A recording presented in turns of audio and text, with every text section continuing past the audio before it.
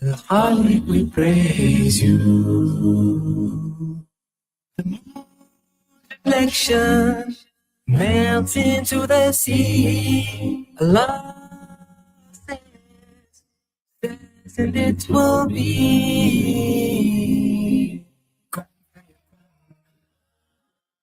Be and it will be. Kun fayakun.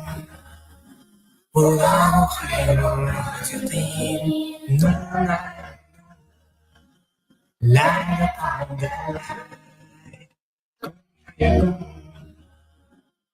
Be and it will be.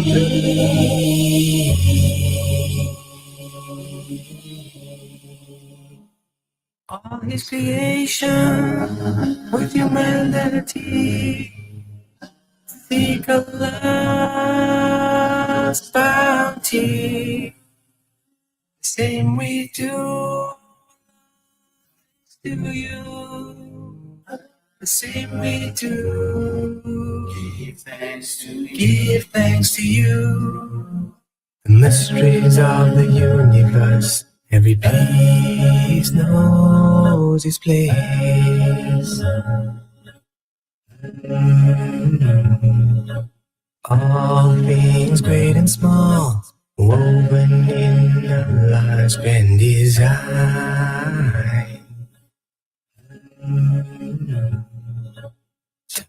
Travels on its journey as it passes by, leaving you standing still. Allah.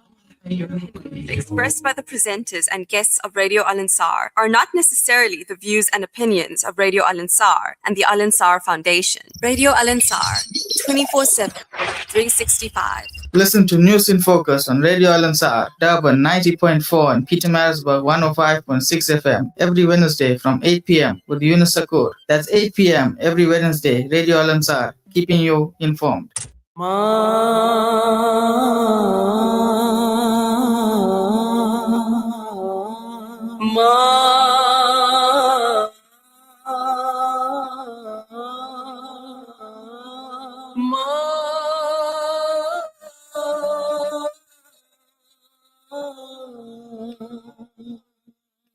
खुदा ने मुझको दिया माँ तेरी दुआओं से, माँ तेरी दुआओं से मिला है जो भी मिला, माँ तेरी दुआओं से, माँ तेरी दुआओं से, माँ तेरी दुआओं से।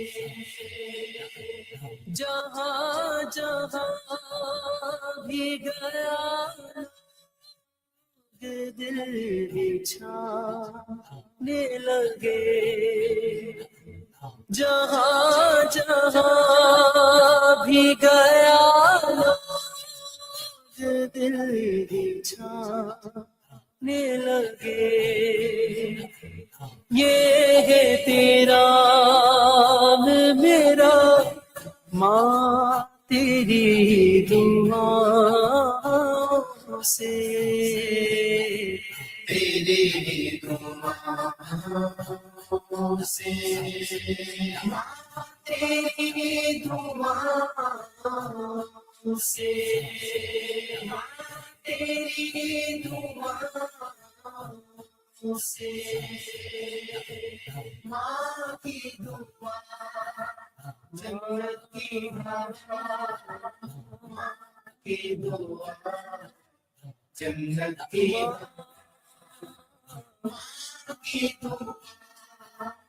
जन्नत की हवा,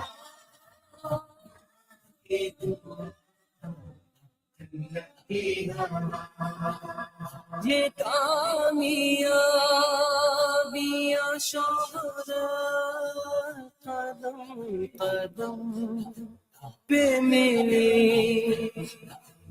ये कामयाबियाँ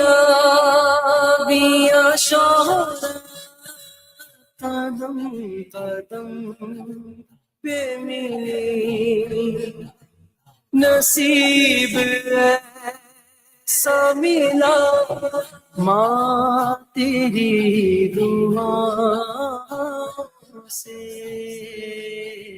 तेरी दुआओं से माँ तेरी दुआओं से माँ तेरी दुआओं से तवाफ मैंने किया पी सईब तवाफ मैंने किया पी सईब जो मैंने मेरा किया माँ तेरी दुआओं से तेरी दुआओं से माँ तेरी दुआओं से माँ तेरी दुआओं से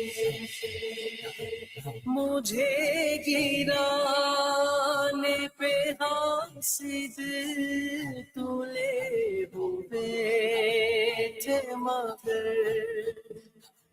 मुझे गिराने पे हासिद तुले हुए थे मगर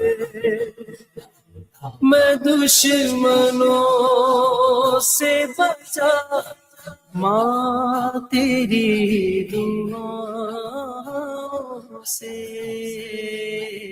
तेरी दुआओं से माँ तेरी दुआओं से माँ तेरी दुआओं से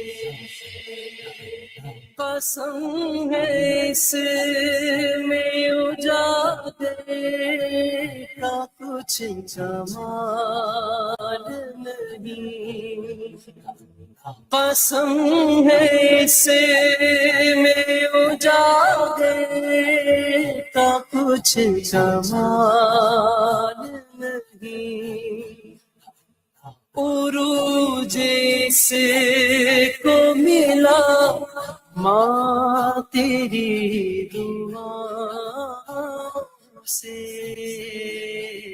तेरी दुआओं से माँ तेरी दुआओं से माँ तेरी दुआओं से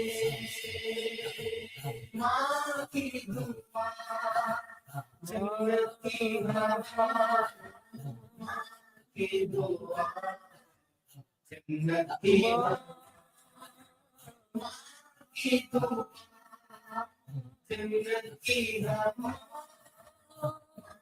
की दुआ जन्नत की हवा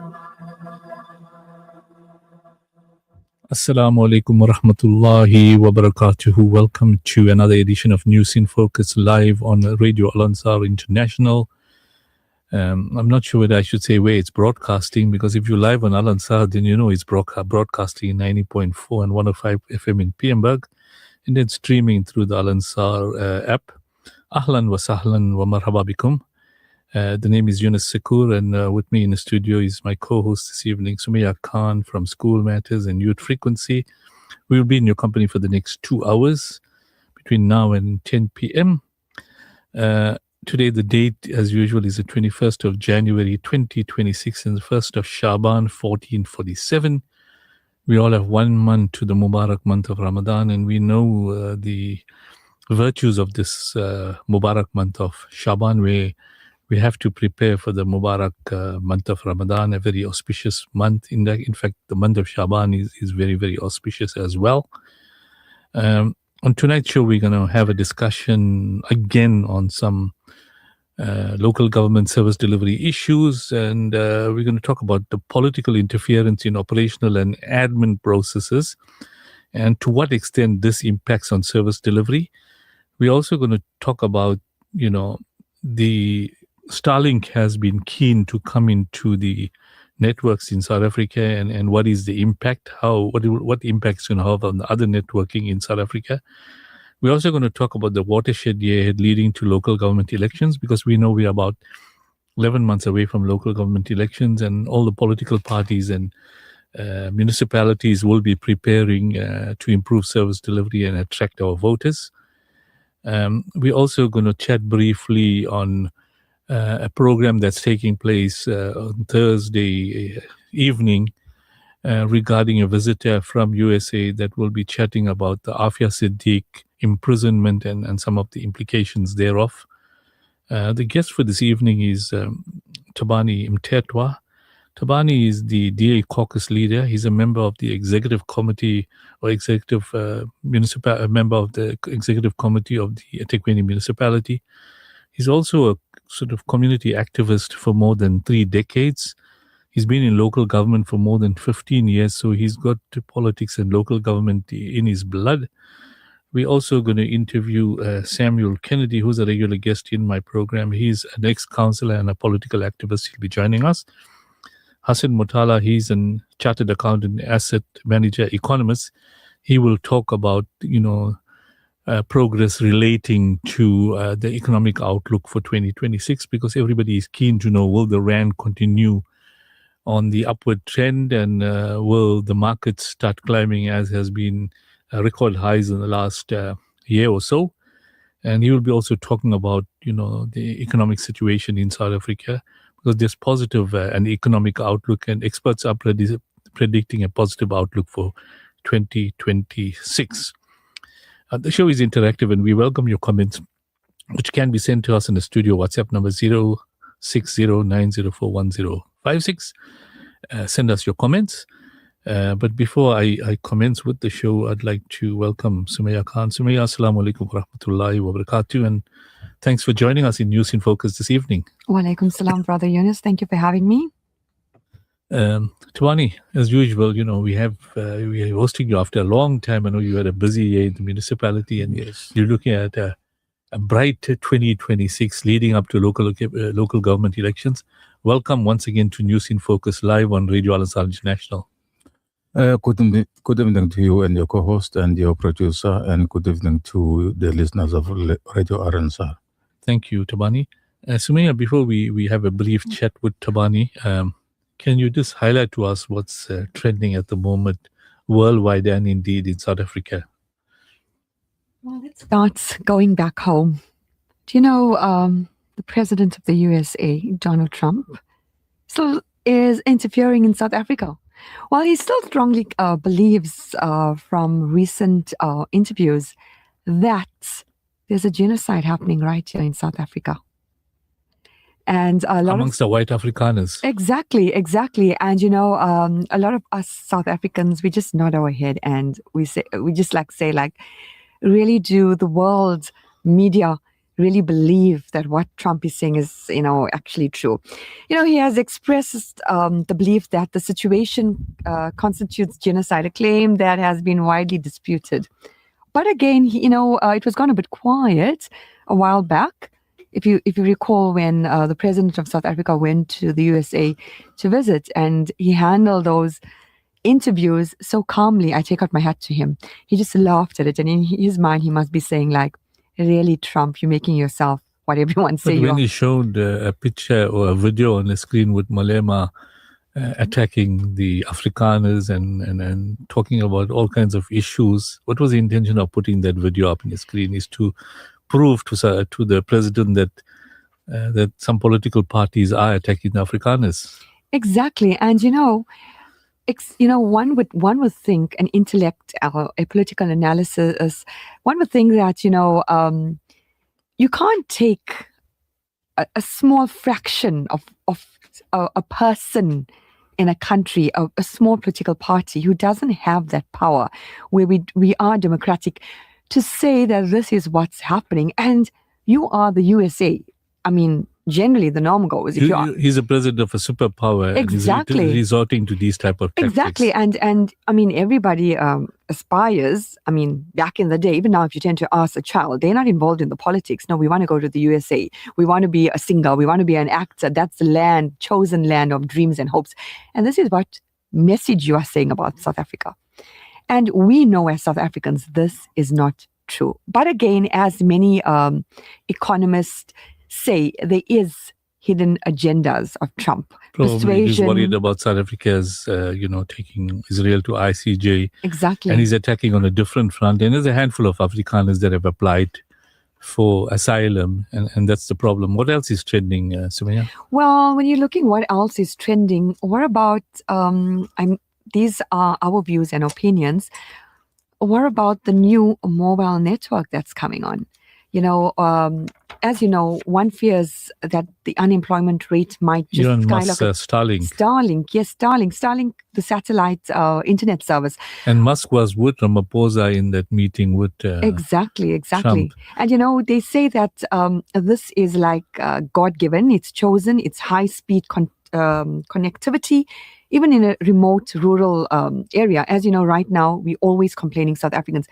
But again, this is going to create unemployment. If you look at mobile companies, you look at people who are working, the unemployment rate is just going to drop. Will this impact on MTN, Vodacom and other mobile networks? Definitely. Vodacom, MTN, But won't competition be a good thing for South Africa? But again, one also questions, is this also politically a hidden agenda? We'll unpack that later. Anything else that's trending?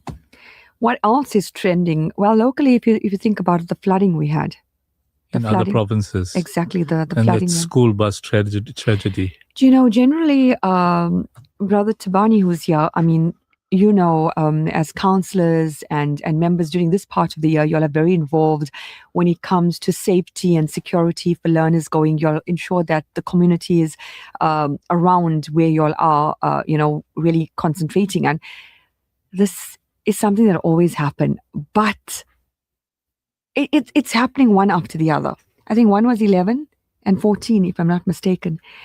And one tends, I mean, knowing that I'm an educator by profession, and knowing that our children, our learners, and this is hardcore, they are traveling for miles far, coming from, if you're looking at schools around, they're coming from KwaMashu, Umlazi, Inanda, Claremont, as far as Ndetwe, all the way to Durban Central. And knowing that a taxi, if you tend to count, you're getting like sometimes 30 coming out. But again, whose responsibility that is? And these are human lives. These are our future leaders. But again, that's also trending. How can we stop this, eradicate this, and where law enforcement can be more effective? Thabani, I want to bring you in. We're going to have a break at about 8:33 for our prayer break. So on your side, what do you believe is trending in addition to what Sumaya has put forward? I know you more on the government front, but there could be other concerns politically that, the political parties are concerned about. Thabani? Let me start from where your co-host ended off with regards to scholar transport and the accidents that are associated with it. It shouldn't be that 30 years after democracy, we still have kids who travel 10 kilometers to reach a school. If the government paid more attention and provided resources to develop education where people live, we shouldn't be having these problems. People must be able, our kids must be able to walk from home to a school. Therefore, in my view, the tragedy that happens every year, in fact, should be blamed squarely at the door of the current government. We can't have a situation where for people to get proper and general education, they must travel kilometers to get to that. I think it is an indictment on the current government in that they have not invested more in terms of making sure that there is quality education out there. But really what's trending from our level as local councillors is service delivery or lack thereof. Because if I were to say service delivery, then you're going to ask me, but what is that? Because many people out there don't even know what that is because they're not receiving it. So our obsession really as local ward councillors is to make sure that people get the services that they pay for. What is trending is us being blamed, incorrectly so, as councillors, for being responsible for the lack of service delivery. But I'm sure we'll get to that when we come to the actual conversation that we are here for. Now, in terms of the reaction of President Donald Trump, the USA, and his involvement in Venezuela, his involvement in Iran, in the Gaza peace issue, and the manner in which he's handled some of these issues, it's biased towards the Zionists. And I know the DA has got a position in the matter. Helen Zell was quoted as saying that it's not a genocide, but a lot of people differ considerably with her. But Trump and his decision on, charging extra tariffs, and now with AGOA coming on board, and we'll chat about that briefly later, the reaction of a leader of a superpower, what's your views on the way he's conducting himself? Is it highly controversial or confusing, or he has his own agenda? What's your view on that aspect? Look, as political parties, we all have our own foreign policy positions. The DA does have a foreign policy position. The ANC and everyone else has got their own foreign policy position. Therefore, I think people who are better placed to respond to this are people who are at a national level. But let me tell you what my personal view is that each country's sovereign status must be respected by all countries. No country should be allowed to impose their views on a sovereign country, and leaders must engage at that level. No one must think that their views are superior than others.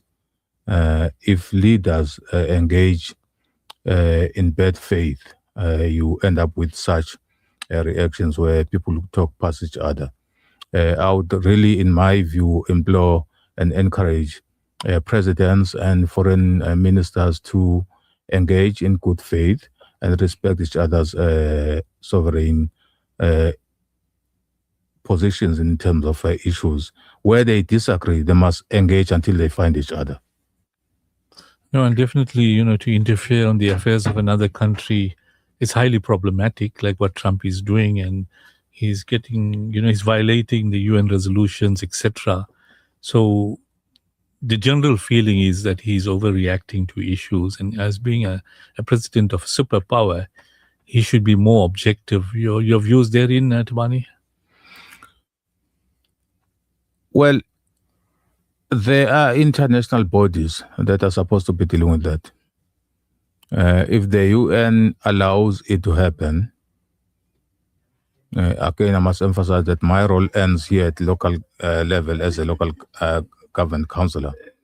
But I am a citizen of a country. There are international bodies like your United Nations, your AU. Those are the bodies that are supposed to make sure that leaders who transgress are held to account. If that doesn't happen, all of us as South Africans, as Africans, as citizens of the world must then blame these international bodies to say, what are you doing with President so-and-so who seems to pay a law unto themselves? Correct. I think we're going to take a short break for the Isha Azan, whereafter we will continue with the main items of discussion in today's agenda. I thought we'll just give our listeners a bit of a taste of what's to come, and then we'll get into the main subject for discussion this evening. So we'll take a short break for the Isha Azan and the Isha Salah, and inshallah after that we'll continue. This Azan is sponsored for the Isale Sawab of Marhum Muhammad Farooq Latib and all Marhumin. May Allah subhanahu wa ta'ala grant them the highest abode in Jannah. Ameen. أعزائي المستمعين، حان الآن موعد أذان العشاء لمدينة urban وما حولها. الله أكبر الله أكبر. الله أكبر الله أكبر أشهد أن لا إله إلا الله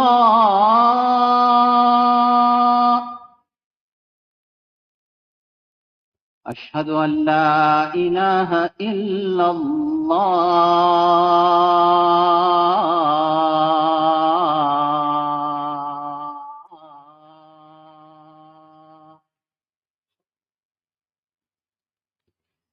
أشهد أن محمدا رسول الله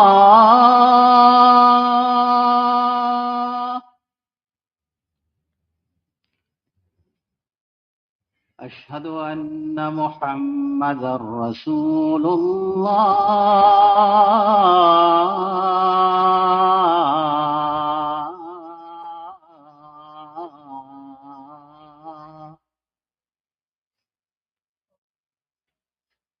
حي على الصلاة حي على الصلاة حي على الفلاح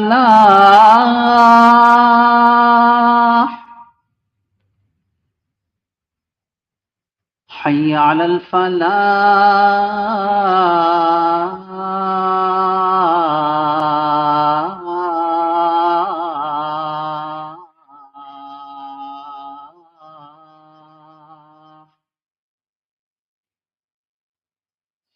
الله أكبر الله أكبر لا إله إلا الله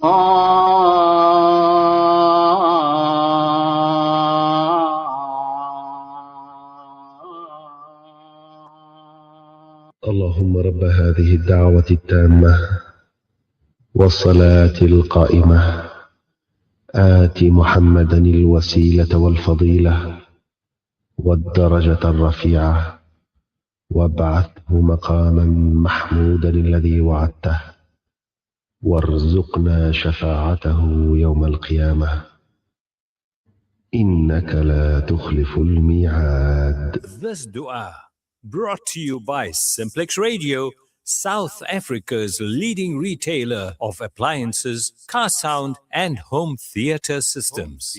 This salah is proudly brought to you by Khan's Chemical Industry. May this salah enlighten your soul and bring about endless blessings throughout your day. This salah was proudly brought to you by Khan's Chemical Industry. May this salah enlighten your soul and bring about endless blessings throughout your day. Having a clean, comfortable home is every homeowner's pride. That's why Khan's Chemicals have developed and manufactured prime yet affordable quality household brands Starlight, Miracle Mum, Exterminate and Angie to care for your home and family. With a wide range of fabric softeners, dishwashing liquids, bleaches and all-purpose cleaners, pine gels, bubble baths and much more, Khan's Chemicals ensures your home remains our number one priority. For sales and other inquiries, call 011 933 4021. Khan's Chemicals, cleaning your home the way you want. This hadith is sponsored by Ashraful Aid, International Humanitarian Organization. حديث أدي قال رسول الله صلى الله عليه وسلم السلام قبل الكلام. Say assalamu alaikum before you begin speaking. Whenever we meet another Muslim, we should greet him or her with the words assalamu alaikum wa rahmatullahi wa barakatuh. We should always be the first to greet. The person who greets first gets more reward and it will protect him or her from having pride. This hadith is sponsored by Ashraful Aid, International Humanitarian Organization. With Ashraful Aid this Ramadan, your zakat changes lives. It feeds families facing hunger, restores dignity to those in need, and brings hope where it is needed most. From food relief to essential support, your zakah reaches communities with care, transparency, and impact. Give with confidence, give with trust. Make your zakah count this Ramadan. Give your zakah to Ashraful Aid and help change lives today. Sunnah a Day, proudly brought to you by Sunpick, 100% pure sunflower cooking oil. Sunpick, cook more with less. मेरे नबी प्यारे नबी सुन्नत तेरी दुनिया दी. Sunnah a day, sitting and eating together. The more hands present when sitting down to eat, the greater the blessings. Sunnah a Day, proudly brought to you by Sunpick, 100% pure sunflower cooking oil. Sunpick, cook more with less. Imagine this. You're putting together a 7-color meal, from the creamy pasta to the glazed carrots and flavorful onion gravy. This entire meal is made with our 100% pure extra virgin olive oil from our La Familia range, bringing outstanding quality and taste to your kitchen. Shop La Familia 100% pure extra virgin olive oil at any leading supermarkets near you. La Familia, heart of the home. Elevate your style with Al-Noor kurtas and fragrances from Potent Eyes Perfumes, exclusively available at Al-Ansar shop. Visit us at 207 West Road or call 031-208-1601. Experience the best in fashion and perfumery. Al-Ansar shop where elegance meets fragrance. There are over 200 million orphans globally. We can't help all of them, but what if we each helped just one? The Al-Imdad Foundation now gives you an opportunity to help just one orphan from Syria or Palestine. For just 500 Rand per month, you can help safeguard the dignity of an orphan by assisting them with basic needs such as food, clothing, shelter, medical care, and attention. Our orphan sponsorship program allows you to track the progress of your orphan through regular feedback. Make a difference in the life of an orphan today. Visit alimdad.com or call 0861 786 243 for more information. Radio Al-Ansar, Durban, 90.4 FM. Peter Maritzburg, 105.6 FM. Ya Rasool Allah, Ya Habib Allah, Aka, Aka, Aka, Aka, Aka, Aka, Aka, Aka, फिर के गली गली तबाह ठोकर सब की खाए क्यों दिल को जो अक्ल दे खुदा तेरी गली से जाए क्यों रुखसत काफिला कशान गश से हमें उठाए क्यों रुखसत काफिला कशान गश से हमें उठाए क्यों सोते हैं उनके साए में सोते हैं उनके साए में कोई हमें जगाए क्यों फिर के गली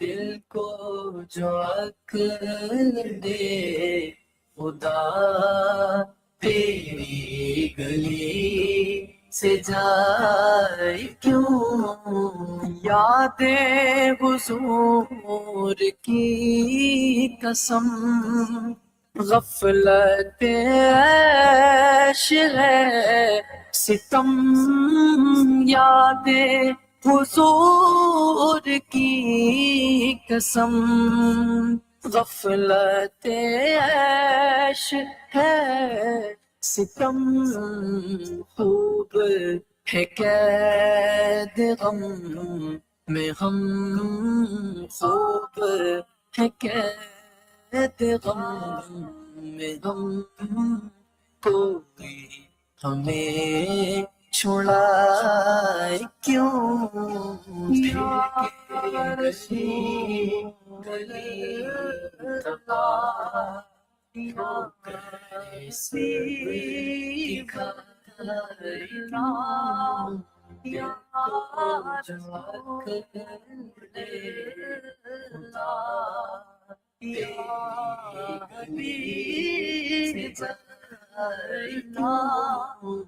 वो जो न थे तो कुछ न था वो जो न हो तो कुछ न हो वो जो न थे तो कुछ न था वो जो न हो तो कुछ न हो जान है वो जहान की जान है वो जहान की जान है तो जहान गए आका आका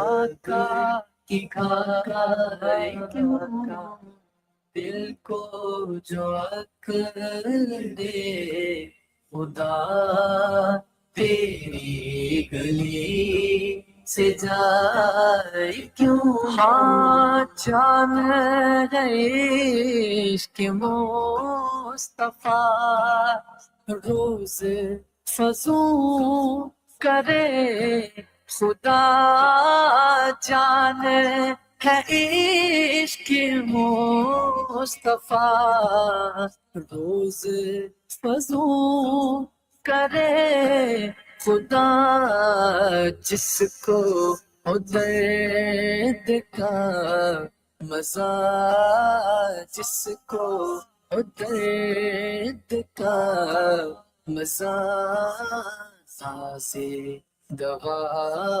उठाए क्यों फिर के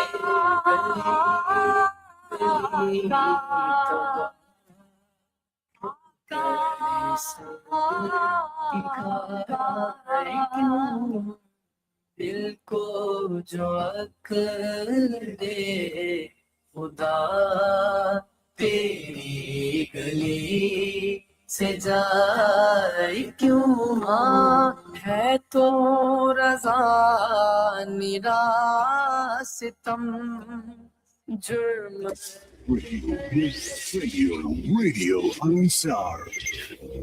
News in Focus on Radio Al-Ansar, Durban 90.4 and Petermarisburg 105.6 FM every Wednesday from 8 p.m. with Yunus Sacoor. That's 8 p.m. every Wednesday, Radio Al-Ansar, keeping you informed. Assalamu alaikum wa rahmatullahi wa barakatuh. Welcome back to News in Focus live on Radio Al-Ansar International on the frequency Durban 90.4 FM, PMRG 105.6 FM and streaming on www.alansar.org.za. Before the news break, we were chatting briefly with Sumaya Khan and Thabani on what's trending, and it became apparent that Donald Trump's interference in world affairs is becoming a little bit of an issue. And at the same time, the proposed introduction of Starlink, there seem to be some issues on the unrest in Iran and the protest and leadership struggles. I'd like to now welcome Samuel Kennedy, who joined us in the studio. Samuel, good evening and welcome to News in Focus live on Radio Al-Ansar International. Good evening, Yunus, and good evening to Sumaya, and good evening to Mr. Nyambos, Thabani Mthethwa. Thanks for everybody here, to my good friend Abdul and to Monzi. Thank you. Okay, so before we recommenced our program, some listener wrote in a truly inspirational nasheed. We always play this on News in Focus, and I'm sure our listeners enjoyed the nasheed because it has a beautiful meaning. Before we commence with our further discussion on today's topic, which is political interference in operational and admin processes, what impact this is having on service delivery, Samuel, you mentioned to me that you want 2 to 3 minutes just to comment on what's trending and response to some of the comments made. Go ahead, but you only have 2 minutes, Samuel. Thank you, Yunus. I think Thabani and Sumaya have given a pretty good overview.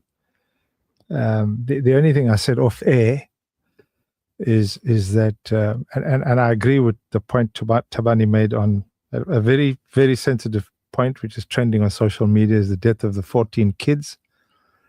That 30 years into democracy, we shouldn't be discussing this type of issue. And secondly, we shouldn't have a situation where people are traveling 10, 20 kilometers to go to a school. The irony, or ironically, or let's rephrase it, conversely, it just so happens, Nyambos, that the Minister of Basic Education is a DA minister. And the DA with the ANC and the IFP and the PA are part of the government. I'm not knocking them. I'm just saying that it would be prudent if we had and sort of an emergency action plan of what do we do to salvage these type of issues, particularly when it comes to kids going back to school, and particularly African kids. But be that as it may, those are the shortcomings, and the question is, how do we resolve them as a country? And we're all in it together. Two is the issue of Starlink. I listened to Sumaya. Starlink, anything, as you quite rightly said, Yunus, anything that's competition reduces costs. And we need another. Unfortunately, it just so happened to be Elon Musk. And so I'm not punting Elon. I don't know the guy, but nonetheless, any additional competition, we should have data like the UK. Data is literally for nothing. Call costs are literally for nothing. You pay for your instrument. You have a fixed fee. Overseas, we shouldn't be paying. If you look at the share price of Vodacom, if you look at the value of stock of MTN, it's frightening. And the only people getting rich are the people who have shares, and monies are coming from ordinary people, which that must change. And then the last thing is the issue of global politics. They got this issue at Davos. They got the issue of Greenland. We said, Yunus, last week and the week before and the week before, our focus is on local, what's happening in South Africa, what affects our people, jobs, a better life. And that is where we want to be. The USA is a superpower. They're abusing, Sumaya's right, they're abusing their power, being the superpower. And we don't subscribe to that. I mean, anybody who jumps up and down and says they subscribe to the USA will obviously need their head read. But at the end of the day, what we want is what is in the interest, Yunus, of our own people. And that's when I stop. Most certainly. I want to bring in Thabani now, and we're going to go into political interference in operation and admin procedures, impact on service delivery. Many of my presenters in the last couple of years have been chatting about this, and concern has been raised about a decline in service delivery, a considerable decline, and every area of service delivery is a problem. And we also highlighted the capabilities of employees that have been politically appointed to various positions from city manager downwards. Because if your leaders are problematic, then the staff below take advantage. And this is what is happening in most municipalities throughout South Africa.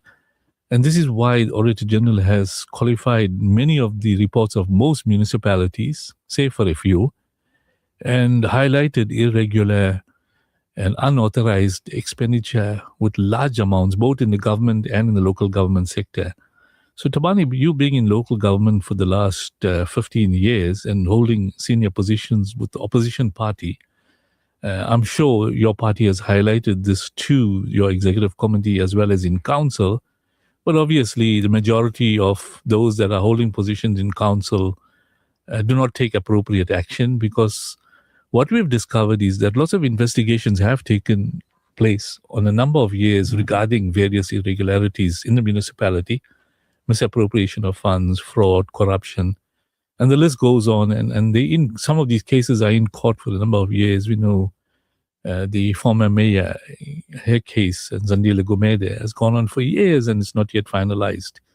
Like here, there's many other cases, but also the city managers have shelved some of the forensic investigation reports that have come through because they are implicated. So why should they take action against officials below them? And this is impacting considerably on service delivery. Perhaps you want to give us some comments on your side on some of your experiences in eThekwini municipality. And is the matter near to be resolved, or do you foresee this continuing until we have new leadership coming up in the next elections? Thabani? Thank you very much. Maybe before I get to that, because we're discussing the state of education and other issues internationally and locally, let me request your listeners to say, I mean, we obviously have a GNU now and a GPU. Those people have been in office for about 18 months. They inherited some of the very pressing challenges that they have to deal with. I would then say, let's give them a chance, because they are dealing with a collapse and a catastrophe that has taken us 3 decades. Of course, we must hold governments at all spheres accountable for their shortcomings and failures. But I would really want to encourage your listeners to give them a chance, because they are dealing with very pressing challenges. And you cannot sort of decades of problems overnight, so they need a bit of time. That's correct. But I hope that they will be able to, fast track those remedies that people of eThekwini and KwaZulu-Natal and South Africa are so looking forward to. Coming to the issues in eThekwini, just today, we are dealing with reports that the city only has 14 days cash on hand. Cash on hand meaning... We had 60 days when I was there. I know. At some point, you had 90 yes. and above. Yes. Today, we have 14 days cash on hands if you exclude the grants. If you include the grants, we have just about 20 days cash on hands, which then means, what does that mean? It means if you were not to collect, you will have 14 days for the city to be able to be operational. And that is a disaster for any local government. It is a disaster. We are now at 52% non-revenue water. Why is that? That is because you are sitting with a municipality where half of your contracted plumbers are laid off. They are not called because the budget has been exhausted. Why do you have 52% non-revenue water? It's because if you don't have those plumbers, because obviously your internal capacity is compromised. There's nothing you can do internally, because we have not been able to invest, the city has not been able to invest monies to make sure that there is enough internal capacity. It means that for a minor burst pipe, it takes you more than a week for plumbers to attend to that. Now, if you talk about political interference in operational and administrative issues, it starts where politicians start to want to influence who gets hired for a particular position.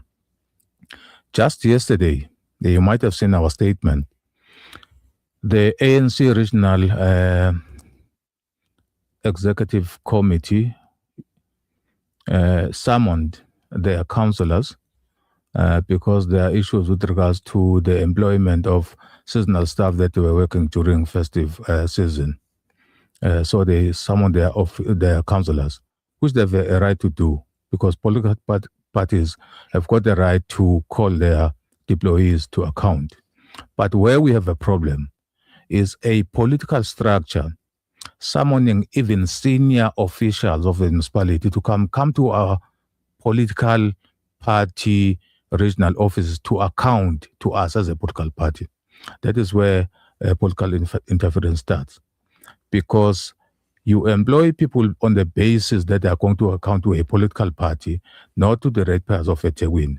So the fact that we're now sitting at 14 days cash on hand, we're sitting at 52% non-revenue water. But Thabani, just to stop you there, isn't that the trend, or isn't that the trend for the last couple of decades when the ruling party was in power? That they call senior officials to account at their offices. Although there's a coalition municipality in place, are they not still controlling the ANC? I agree with you on the fact that for as long as I've been a councillor, this trend of senior officials who are supposed to be administrators reporting to a political party has been happening to a point where it has become normal. People are made to believe, because they fear politicians, they're made to believe that you don't account to the people of the city who are your employers. You account to a majority political party in that municipality. That is where the collapse of municipalities started, where people started being employed on the basis of their political affiliation. So yes, I agree with you.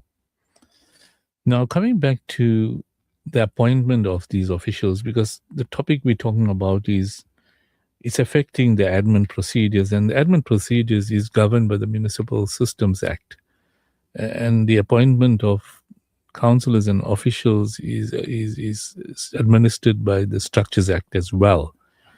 Now, subtly, these legislative acts are being compromised because of the manner in which most municipalities are run politically. And what is now happening is this is impacting seriously on service delivery.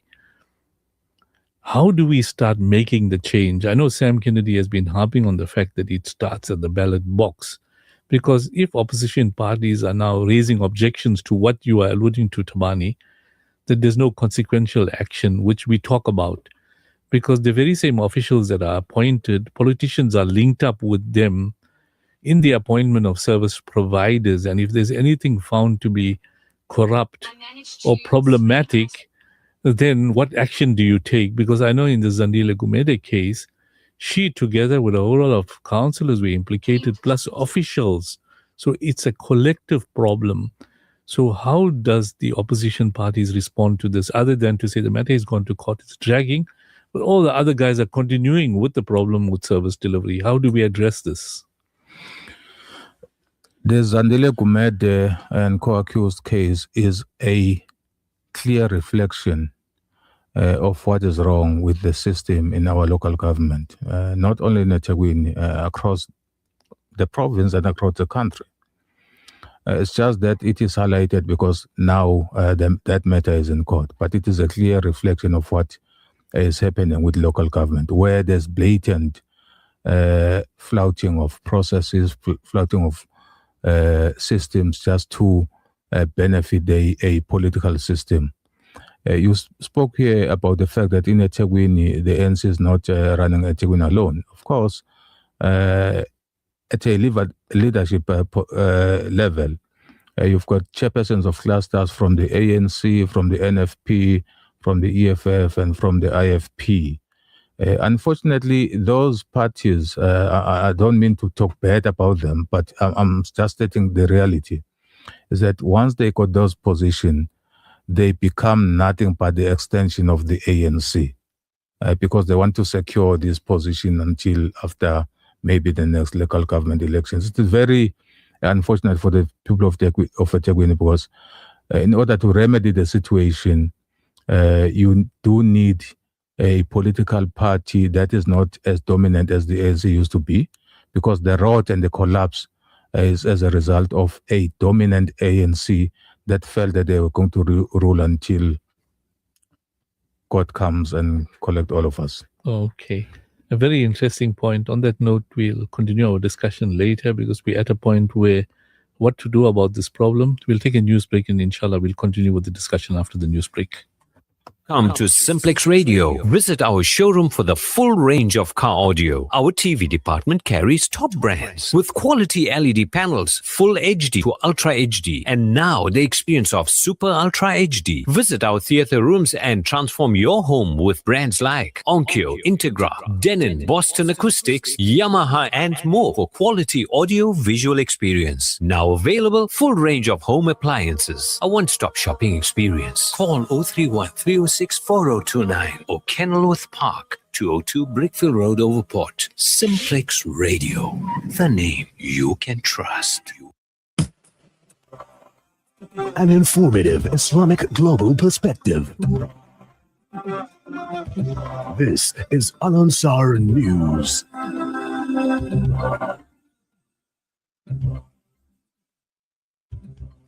Making news this hour, the 21st of January. The news from Durban, 90.4 FM, Pietermaritzburg, 105.6 FM. Local media says the chaos erupts in pickets over learner placement at Eddington Primary School. America Molina. Chaotic scenes have been seen at Eddington Primary School in Durban today as police dispersed protesting crowds outside school grounds. Members of civic organization March joined by the Operation Dudula and Mkhonto Wesizwe MK party staged a picket outside the school gate. Police had to use force to remove the group near the premises. Report says what started as a peaceful protest of chants and songs quickly turned volatile, with participants demanding enrollment for unplaced children. Police reacted by firing stun grenades to disperse the crowd and allow learners to be picked up. March leader Jacinta Ngobese Zuma says they do not have an option for many years, adding that many parents complain online that their children are at home not getting any education. Ngobese Zuma says nothing will stop them from demanding what she has termed as a basic right for children. Mornings, police are investigating the murder of a baby whose body was found in bushes at Brighton Beach, south of Durban. Paramedic spokesperson Gareth Jameson says a passerby walking near the Bry area made the discovery yesterday and alerted authorities. Paramedics assessed the infant and found that the young baby had sustained extensive injuries. Unfortunately, she was declared dead at the scene. Paramedics say the events leading up to the incident are unknown, however, police investigations follow. The Congress of South African Trade Unions, COSATU, has slammed what it views as a generous salary increase for politicians and the judiciary. However, it supports the benefits to magistrates. President Ramaphosa has opted for a 3.8% increase for his executive and parliamentarians and 4.1% for the judiciary. But COSATU says the salary bump to ministers, which translates to roughly 100,000 rands more per year, is an ill-considered message and out of touch with the lived realities of ordinary South Africans. The presidency says Ramaphosa decided on the 3.8% increase for politicians based on the recommendations of the Independent Commission for Remuneration of Public Office bearers. But COSATU's parliamentary coordinator Matthew Parks says the decision is shameful, considering Cabinet wanted to hike the VAT rate in 2025 to fulfill its constitutional mandate. Matthew Parks says it is an even greater affront that the salary hikes include over 9,000 councillors when most municipalities are on the brink of collapse. COSATU wants the Remuneration Commission to subject its proposals to the public for public comment before submitting them to the President for approval. Finally, international story: U.S. Treasury Secretary Scott Bessent has openly acknowledged the role of U.S. sanctions in destabilizing Iran's economy and fueling public unrest. Speaking to international media at the World Economic Forum in Davos, Bessent described the sanction as a form of economic statecraft and had contributed to recent riots in Iran. Bessent further says it has worked because in December, the Iranian economy collapsed. His remarks come after peaceful protests over economic hardship across Iran, which turned violent after public statements by the US and Israeli regime encouraging vandalism and disorder. The riots followed incendiary remarks by US President Donald Trump, who threatened fresh military aggression against Iran in case of what he called Islamic Republic's potential confrontation with protesters. In your weather, it's 26 degrees. A quick reminder of our top story. Chaotic scenes have been seen at Eddington Primary School in Durban, South Beach today as police dispersed protesting crowds outside school grounds. Members of the March and March group, Operation Dudula and controversies with parties staged a picket outside the school gate. That's the news. Radio Al-Ansar welcomes your feedback. If you have a broadcasting-related complaint, please put it in writing and address it to the head of the complaints committee. Include your full name, contact details, a clear description of your complaint, and any supporting documents. You can email your complaint to feedback@alansar.org.za. That's feedback@alansar.org.za. Or bring it in person to our Pietermaritzburg office at 240 Ortman Road, Willowton. Your input helps us serve you better. Get ready to elevate your fitness game at First Fitness in Durban's Berea. With a spacious free weight area, award-winning equipment, and exclusive ladies-only parking and training level, we've got everything you need to crush your goals. Hit the ground running on our outdoor track or unleash your inner warrior in our MMA and boxing dungeon. Plus, enjoy high security and ample parking. And don't forget to refuel at our halal coffee and health restaurant for the best in coffees, smoothies, and healthy eats. Join us today and redefine your fitness journey. First Fitness, dare to be extraordinary. This segment is brought to you by Kenfield Auto, your RMI approved service and repair specialist. 236 Brickfield Road, Overport. Kenfield Auto. Allahumma salli ala Muhammadin wa ala ali Muhammad kama sallaita ala آل إبراهيم وبارك على محمد وعلى آل محمد كما باركت على آل إبراهيم في العالمين إنك حميد مجيد. Car won't start? Kenfield Auto. Noisy brakes? Kenfield Auto. Due for a service? Kenfield Auto. Kenfield Auto, the answer to all your car problems. Your service and repair specialist for your VW, Audi, Suzuki, Toyota, or just about any vehicle. Kenfield Auto, your RMI and insurance approved workshop. Follow the red and white board in the passage at 236 Brickfield Road, Overport. Call Shafi on 031 207 2399. Kenfield Auto. Every day, thousands go to bed hungry, but you can change that. With just 10 Rand, you can provide a loaf of bread. This bread is more than just a donation, it is a lifeline for so many families in need. Be part of the Al-Ansar Outreach Slice of Life drive today. Call Outreach on 031 208 1601 and make a difference, one loaf at a time. One child, one dream. A journey with African Muslims Agency that began 3 years ago has changed the lives of Syrian and Palestinian refugee children beyond their dreams. Help them to continue their education by sponsoring a student at the Amman School of Excellence in Lebanon for 25,200 Rand per year. Education at Amman can provide a brighter future for refugee families. AMA, empowering, educating, inspiring. We'd love to meet you. Pay us a visit. Radio Al-Ansar. Allah, Allah, Allah, Allah, Allah. Radio Al-Ansar. Allah, Allah.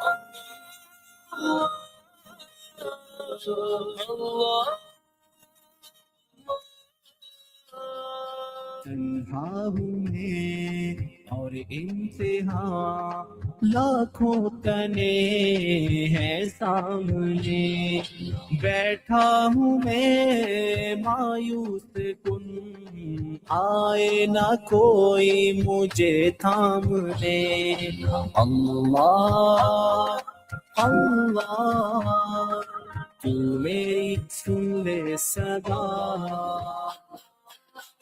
حسبنا ونعم الوكيل حسبنا ونعم الوكيل حسبنا ونعم الوكيل نعم المولى ونعم النصير حسبنا ونعم الوكيل حسبنا ونعم الوكيل حسبنا ونعم الوكيل نعم المولى ونعم النصير حسبنا الله ونعم الوكيل نعم المولى ونعم النصير معیوب ہوں تیرا کرم کرتا رکھا عزت بھی دی بڑھ کے دیا اوقات سے دولت بھی طاقت بھی اور وقت بھی کر دے خطا ہر معاف تو فہرست اسیاں کو چھوڑ دے اللہ اللہ تو میری سن لے صدا حسبنا اللہ ونعم الوکیل حسبنا اللہ ونعم الوکیل حسبنا اللہ ونعم الوکیل نعم المولى ونعم النصير حسبنا الله ونعم الوكيل حسبنا الله ونعم الوكيل حسبنا الله ونعم الوكيل نعم المولى ونعم النصير حسبنا الله ونعم الوكيل نعم المولى ونعم النصير رنگینیوں خود غرضیوں میں ہے گزاری یہ عمر ہے آرزو بس ایک یہی کر دوں تیرے نام شام و سحر تسکین دل حاصل کروں رخ اپنی جانب تو موڑ دے اللہ اللہ تو میری سن لے صدا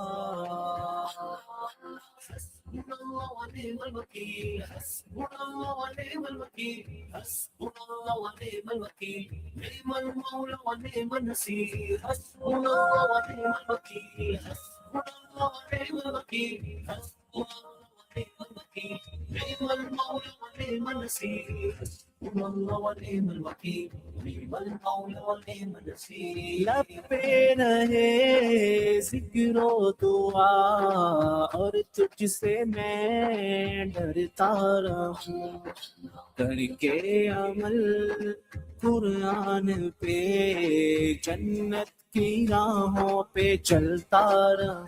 Assalamu alaikum wa rahmatullahi wa barakatuh. Welcome back to News in Focus live on Radio Al-Ansar International, broadcasting on the frequency Durban 90.4 FM, Peter Marisburg 105.6 FM, streaming on the Al-Ansar stream.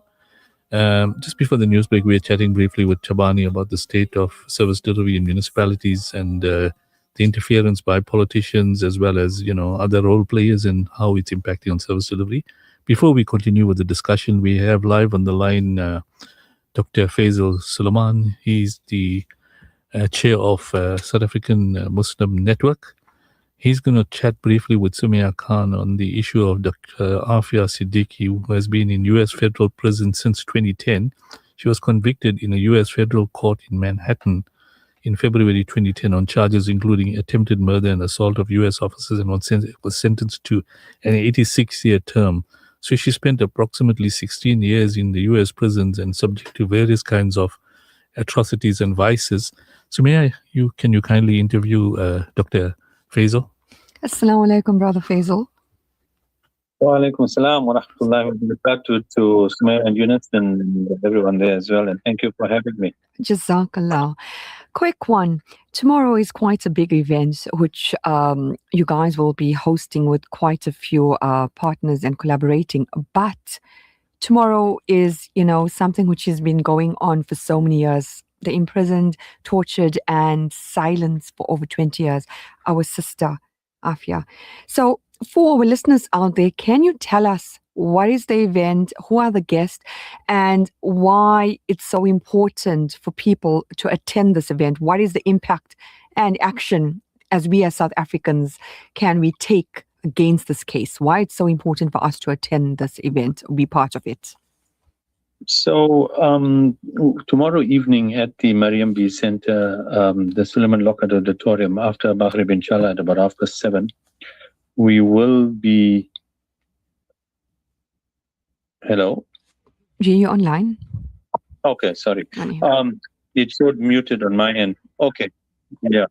Anyway, so we will be hosting Clifford Stafford Smith. He's the attorney the world-renowned US and UK based professor of law who has set up his own organization, Justice League, where he trains and lectures to advocates and attorneys, who take up human rights cases. And in this case, with Afia Siddiqui, he's doing it pro bono. So he'll be here in town tomorrow evening at the Mariam B Center after 7, to discuss. Firstly, obviously, the main thing, the Afia Siddiqui case, the history, the legalities, the kind of things you've mentioned, the torture, the sexual assault, solitary confinement, the madness that has gone around her. But also, other human rights cases in general. As we know, there are still people languishing in Guantanamo Bay, never charged but never released.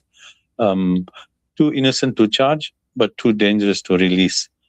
Because you can't have them then going out into the public as free people, as Muazzam Beg was there, and he's in Durban as well, and I'm not sure we've succeeded. We were trying to get him there as well. He was in Guantanamo Bay as a prisoner as well, and he's got the organization Cage, but that's still unconfirmed.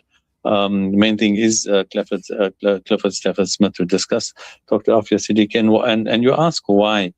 We have come from a history of detention without trial, of people being thrown off John Foster Square and being killed in prison and tortured and maimed for 40, 50 years under the apartheid regime. So we can identify, there are so many people in South Africa who had the same equivalent of being virtually rendered. They did it with black ops here in South Africa, as we know, our death squads, our the security branch, etc., would kidnap people in the middle of the night in their homes, never to be seen or heard of again, and building, people buried in unmarked graves, thrown into the sea, etc. So it's something we can resonate with. This is an MIT neuroscientist. She is genius at another level, with multiple degrees, etc., and has had this horrendous nightmare of accusations, kangaroo courts, denied habeas corpus, denied proper legal representation, and then sentenced for 86 years, virtually lifetime imprisonment now, under the most horrible conditions. So it's, one is to learn about this, importantly to inspire ourselves, to really bring young people. You can't develop activism overnight. You can't, develop this passion for serving humanity. We have so much in our country that we do in terms of charity and welfare and boreholes and feeding, etc. But we're lacking the younger people, particularly having this activism to stand up for the oppressed, for the poor, both in our country and for overseas causes. We see it even now how the demonstrations, the marches, the activism for Gaza has fizzled out because it's not in the news. And clearly because Afia Siddiqui has not been in the news, people have completely forgotten about this. So it's important that young people in particular must come and develop this passion and learn about right and wrong. Yeah. For the ordinary person right now who's listening to us, realistically, how do we get them to support justice in this matter? Just, closing and rounding up, and the key message to them. So the one thing is clearly to assist with the legal fees. I think that is an important thing, that even though Stafford Smith is one person is doing this pro bono, there are a whole lot of, this is not just it's a political, diplomatic, legal case involved. One is that clearly everybody makes dua.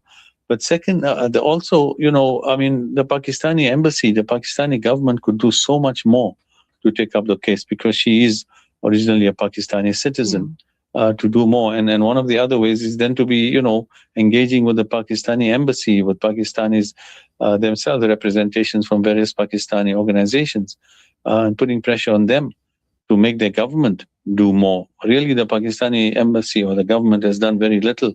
It's more been symbolic than actual real effort made to, whether it's a prisoner exchange, diplomatic immunity, compassionate, reduction of a sentence. Given she's, as Yunus mentioned, been there 18 years, she's a, really genius level neuroscientist, etc.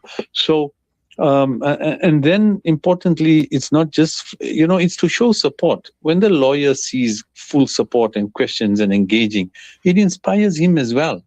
He doesn't come and go back and think, gosh, these people can't care. Why am I giving up my time and effort and energy to take up a case where even these people don't worry about or don't care to support? Dr. Faisal Suleiman, Jazakallah so much for informing us about this event, and inshallah, looking forward for you getting back to us after event feedback. Assalamu alaikum. Inshallah. I hope to see all of you there. Inshallah. Ameen. That was Dr. Walaikum salam. That was Dr. Faisal Suleiman, the chair of SAMNET, South African Muslim Network Association. Dr. Afia Siddiqui has been in the USA federal prison since 2010.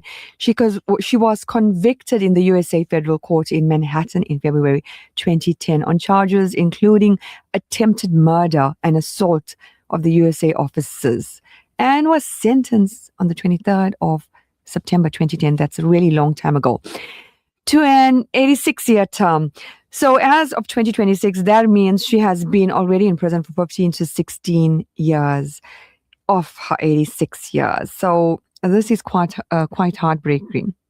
Very traumatic experience for Afia Siddiqui and the family, and the kind of treatment is being meted out. And, it's really, it's inhumane conditions she's living in, and only the family knows what they're going through, her children, and the lawyer that's actually fighting her case. I think people should go there in large numbers and, support him in his quest to have her removed from prison.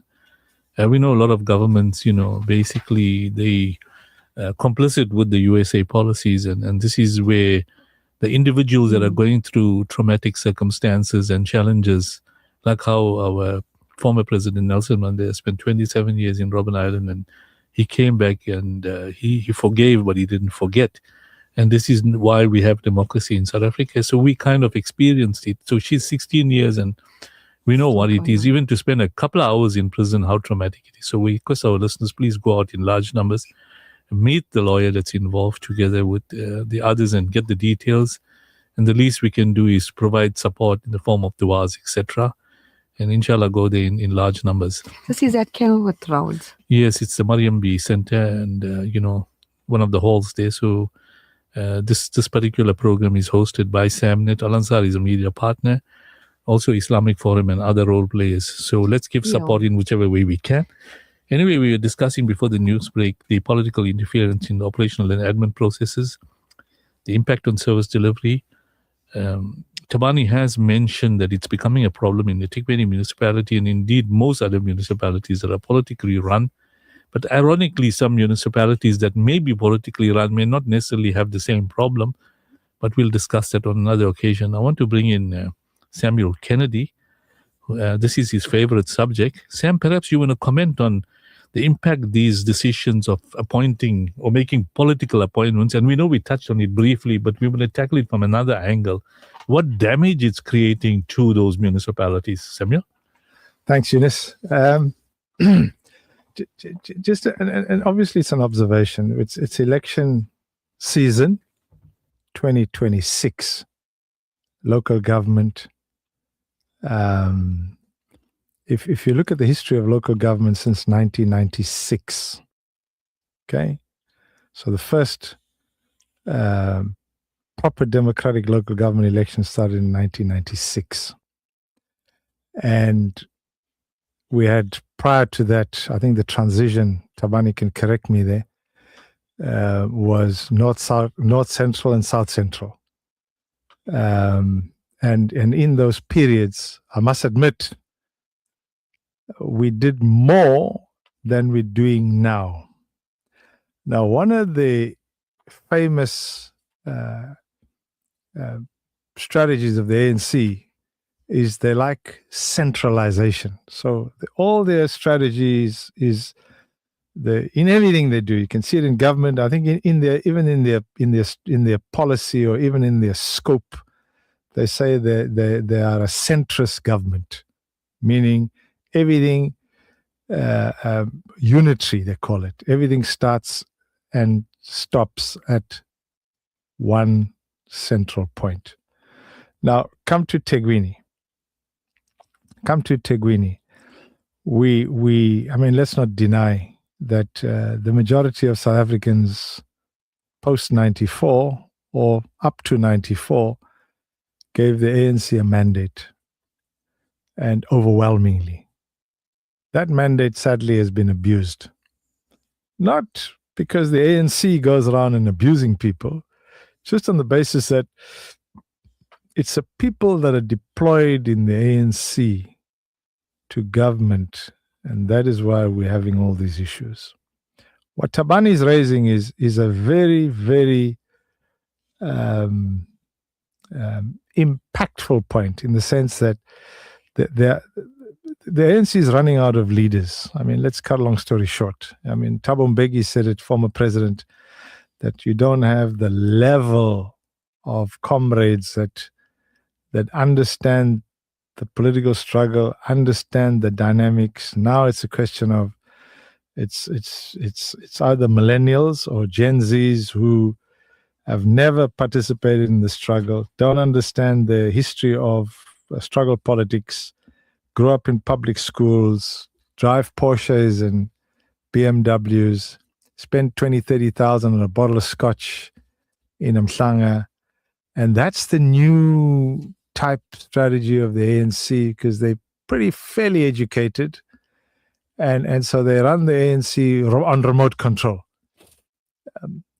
Our issue, which I said to Thabani off air before I came in, or while I sat down, is in Durban, and let's not leave Maritzburg out, Thabani, because Al-Ansar has got quite a big listenership, Yunus, in PMB.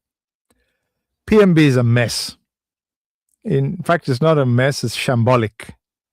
You say eThekwini's got 14 days, PMB is probably worse. And how do we arrest that? Not meaning take them, put them into prison, but how do we stop that? And the only way people can stop it is, and part of News in Focus from my perspective is to critique all political parties, not to take any side of any political party, not to be pro any political party. So I've been on record for 5 years, Thabani, and the listeners, I've taken all political parties on constructively. My critique has never been any bias. And I'll repeat what I've been saying for 5 years. Hegemony, it's called political hegemony. Political hegemony, Yunus, happens when one political party has too much power. That's the first problem we have in the city. 2, our voters go beyond that, Yunus, by voting in all these small anyana little parties. And the ANC sadly captures them, because most of them are one-led, one-seat parties. They need political offices, so they become chairperson of committees. They get carrots. I don't want to mention names of who they are. And so the point I'm making is what Thabani is saying is, when the ruling party, who've got 95 seats at the moment, when they pull their deployees in and give instructions, they're only able to do that because they still have a semblance of power. Now, what are we saying? Political hegemony is dangerous.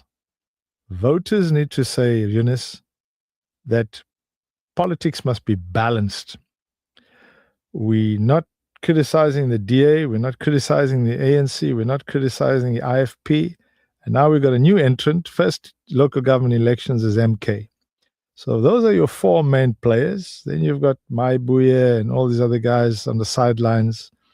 But the 4 main players are who they are. And we're saying, guys, patriots, compatriots, make sure that your vote is balanced, so that no one political party determines the outcome, in particular the ANC, because they failed on a number of levels in terms of local government. So I agree with Thabani. It shouldn't be where Yunus, a political party, calls us deployees and gives an instruction, although that happens around the world.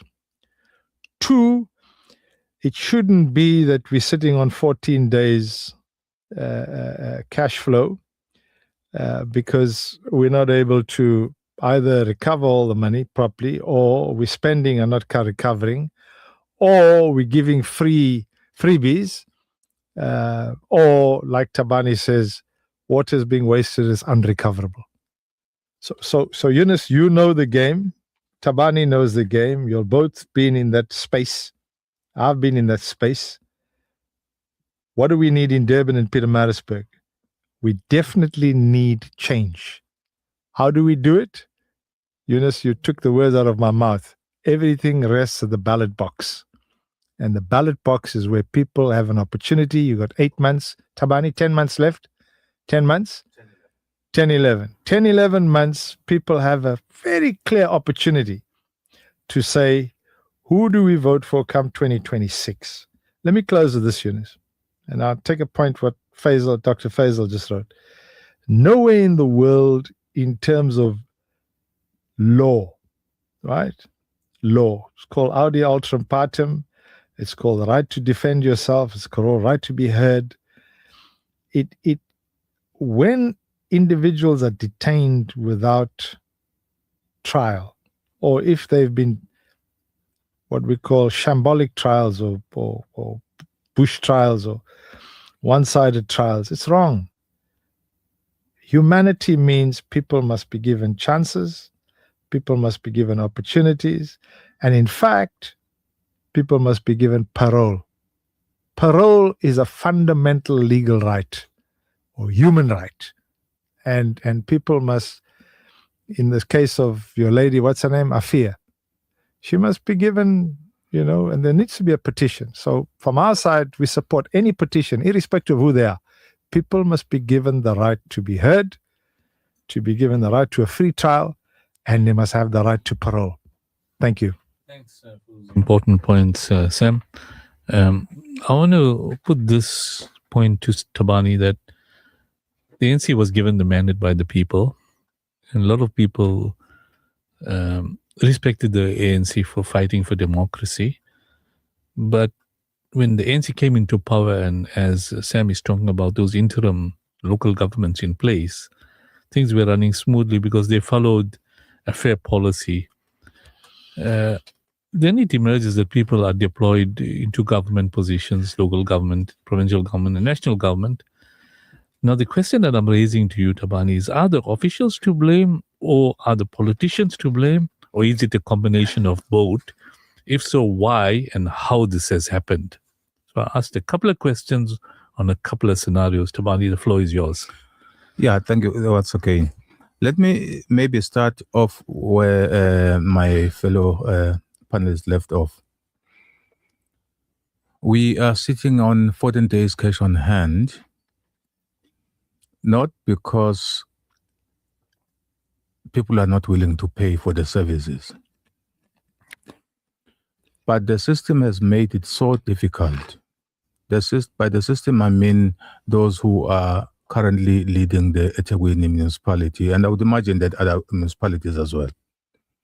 They've made it so difficult for people to be able to afford to pay, in that currently we are dealing with a revenue system, a revenue collection system that is so faulty that it doesn't mind that I live alone. Over the years, I've been paying, say, 1.5 per month, and suddenly there comes a bill that says I must pay 150,000 rand. Surely that's questionable. I'm telling you now, you're dealing with hundreds of thousands of eThekwini residents who are experiencing those challenges. Not because people don't want to pay. Incorrect billing. Incorrect billing. Meters not being read, etc. That's correct. You've got meters who have not been read for over a year. They're estimating.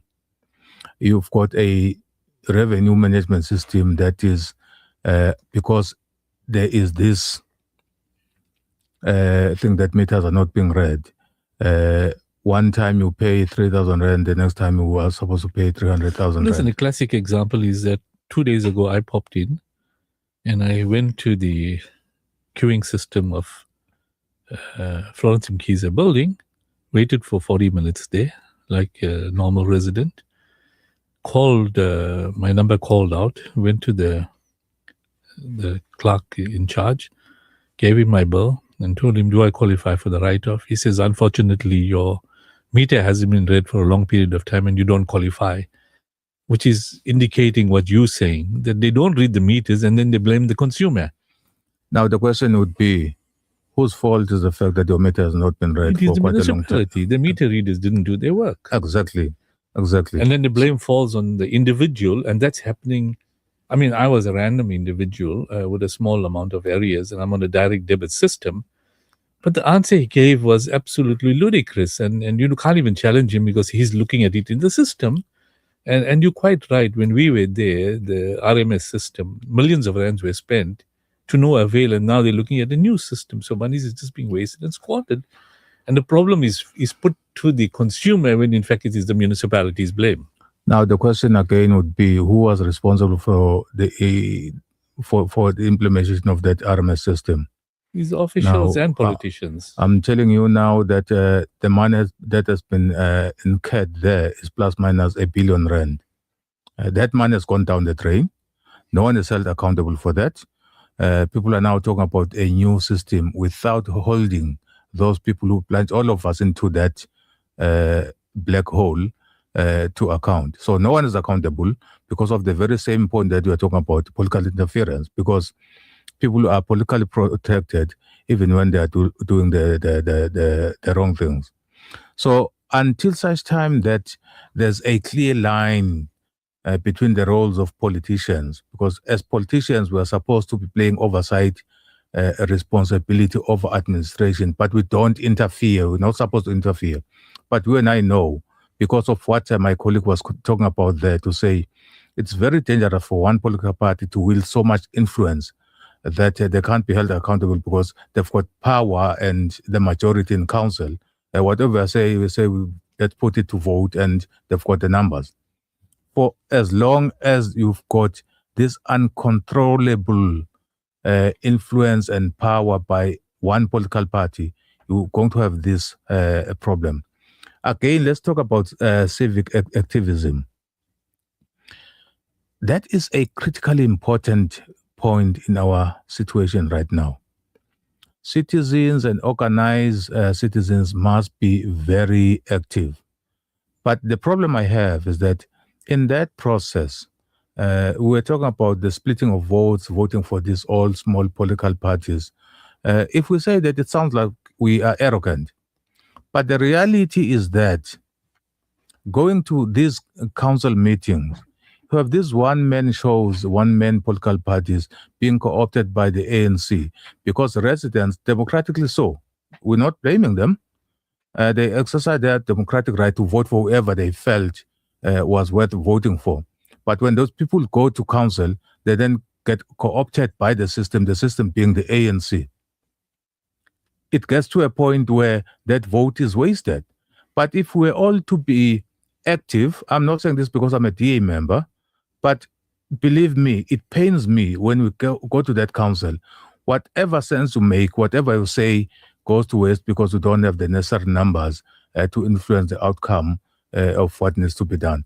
I am appealing that civic organizations, ratepayers associations, let's all work together. Where we don't see eye to eye, let's sit down and find common ground so that going to 2026 local government elections, we have one common agenda, a clearly defined common agenda to say, what is it that we want to achieve?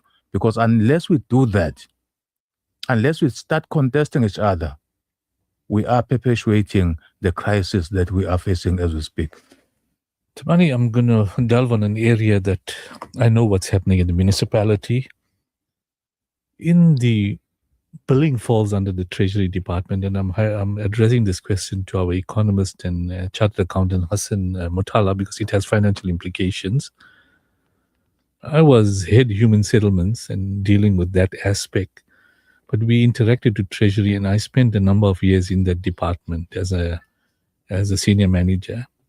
And if I recall clearly, and I'm saying the blame falls on the politicians, but more on the officials, because Treasury falls under the Chief Financial Officer, who was known as the City Treasurer then. He's got structures in place, and he's got what we call a head revenue management. And under the head revenue management is a manager billing.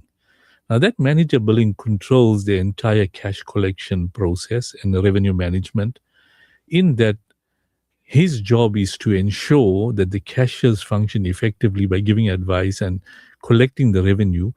But where revenue is not being paid, appropriate action is taken, and the performance management of that individual is based on a revenue recovery, which should be at least 95%. At the moment, it's probably below 80%. So which means your cash is not coming in, resulting in 14 days cash, should be 90 days. That's the one area. The second area is mismanagement of funds, so that cash or the expenditure is being incorrectly spent, and there are implications on your cash resources. So there seems to be a serious problem with the administration. And to deal with officials, Sumaya is here, and she knows how the unions defend officials when they take an action against. And I mentioned a lot of forensic investigations were undertaken, of which recommendations were made to take disciplinary action against these officials and to charge them, which could culminate in dismissal. That's not being taken because other people are implicated.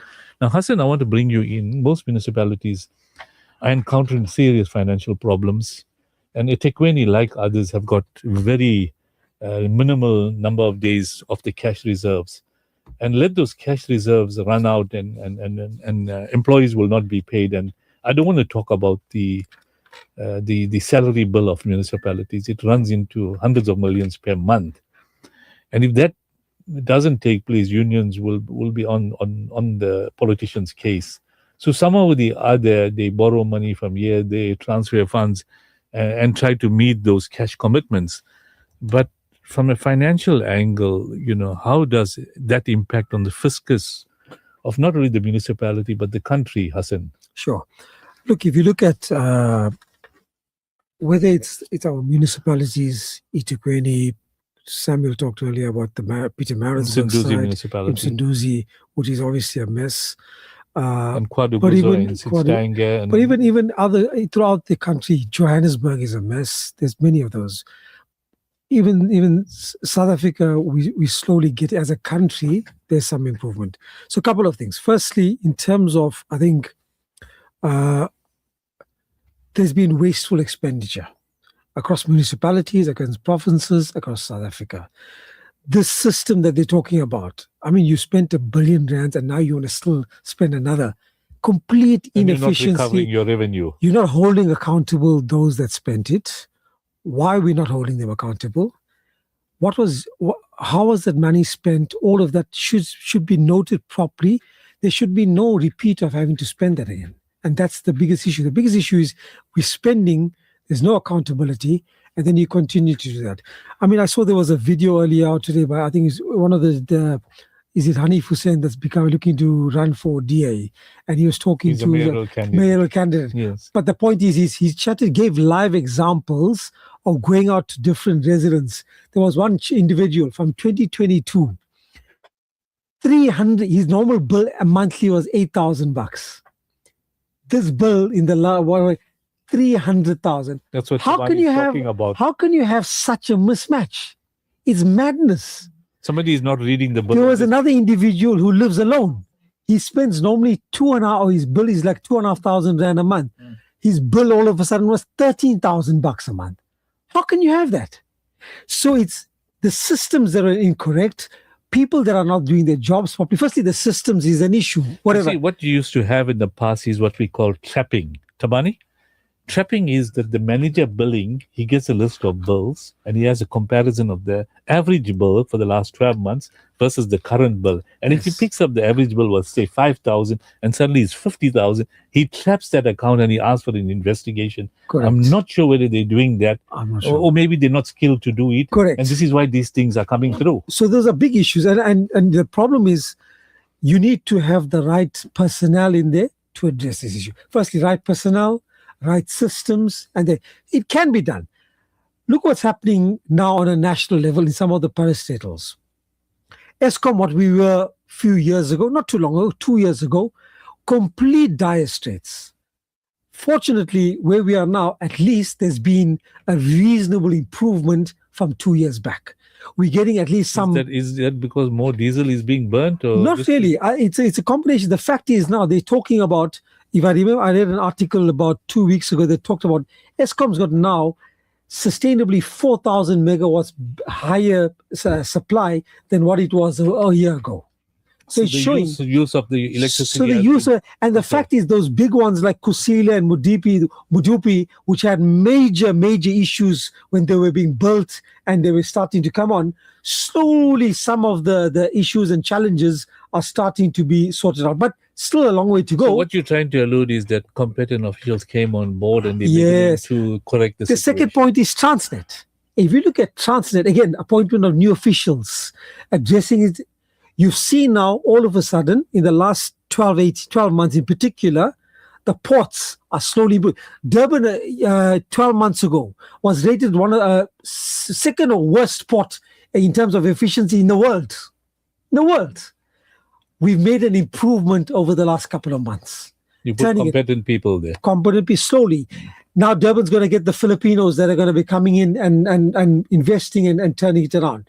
Secondly, the rail network. Again, slowly some improvements are coming through. If you look at prior to 2008, when we were at the boom of the mining commodity cycle, we were exporting massive amounts of our material offshore. During the Zuma era, and you continued, we went through a rapid decline.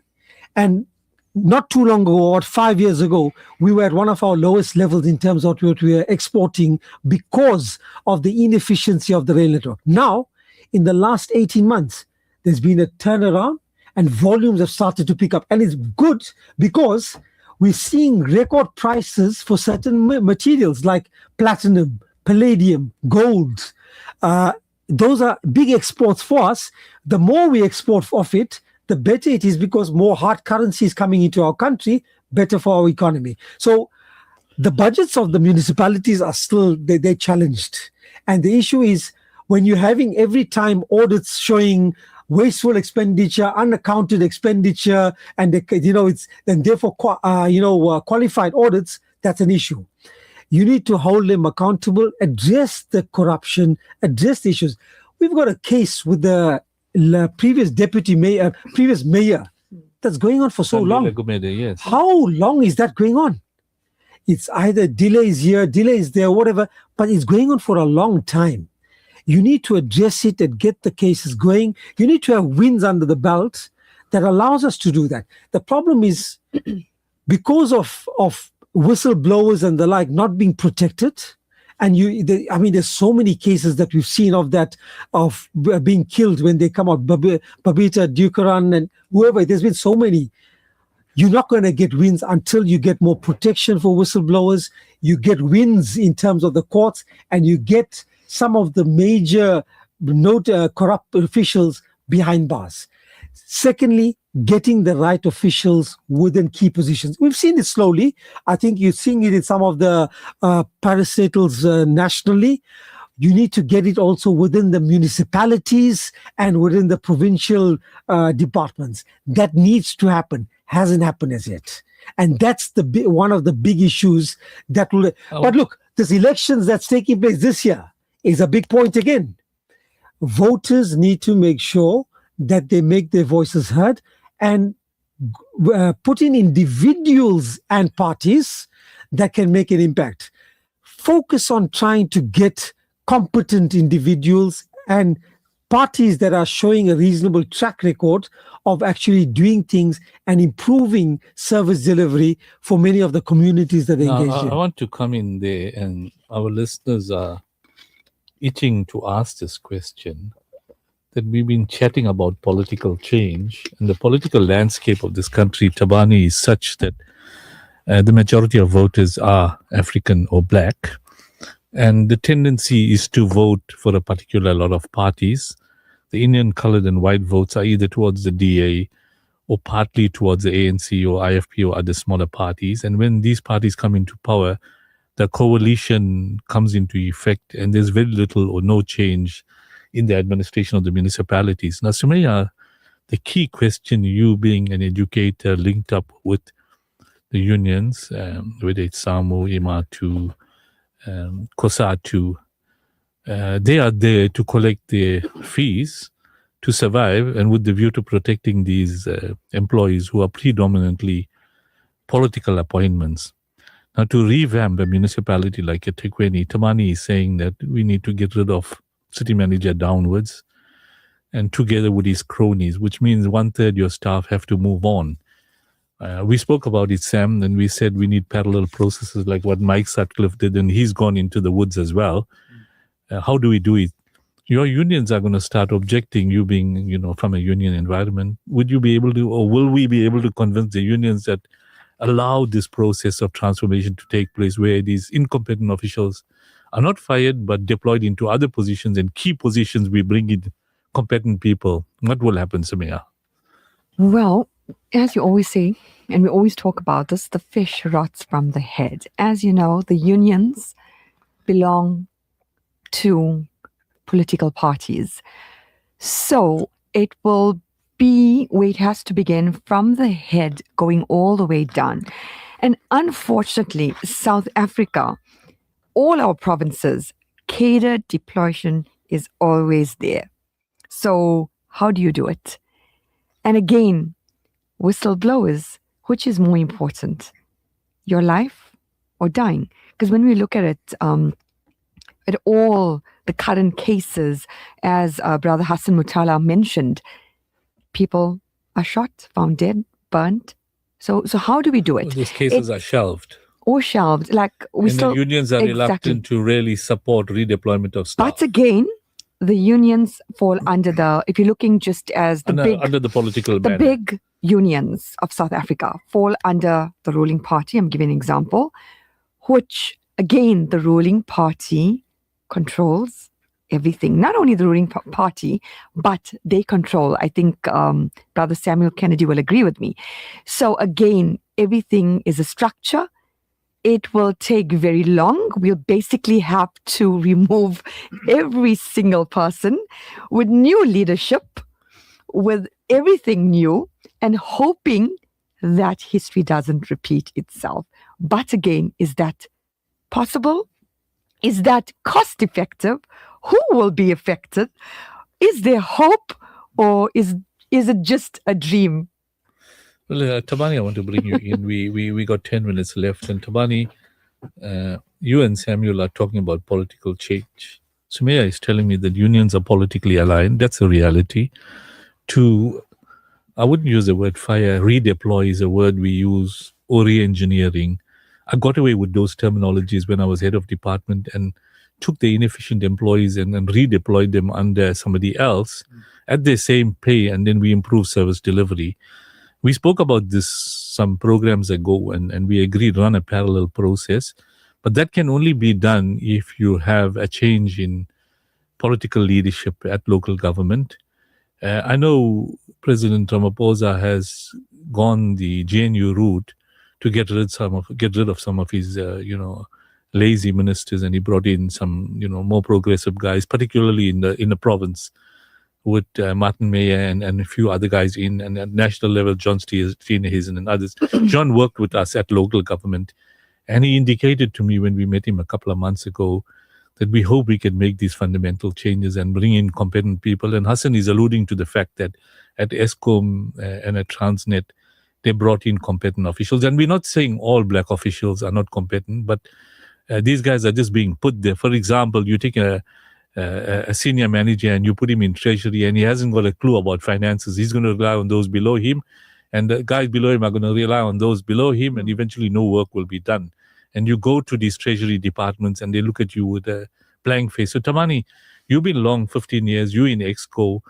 How do you see this fundamental change from the city manager downwards in eThekwini going forward? Because there's been a lot of complaints about the city manager and his deputies. And a few weeks ago, I think Hanif Hassan brought to our attention that they appointed a chap who failed as a head water to a deputy city or executive director to control water together with other departments. It doesn't make sense. Thabani? Well, let's start with the voters. It shouldn't matter what race you are to determine who you vote for. Your race shouldn't matter. We must look for the like-minded and say, what is the common goal? What is the agenda that we're all pursuing, regardless of who's which race? So I really want to encourage voters out there. Let's not vote along racial lines. Let's look for who has got a track record of delivery. Who can we trust, regardless of which race those people are? That's number one. I would disagree with you in saying people must not be fired, they must be redeployed.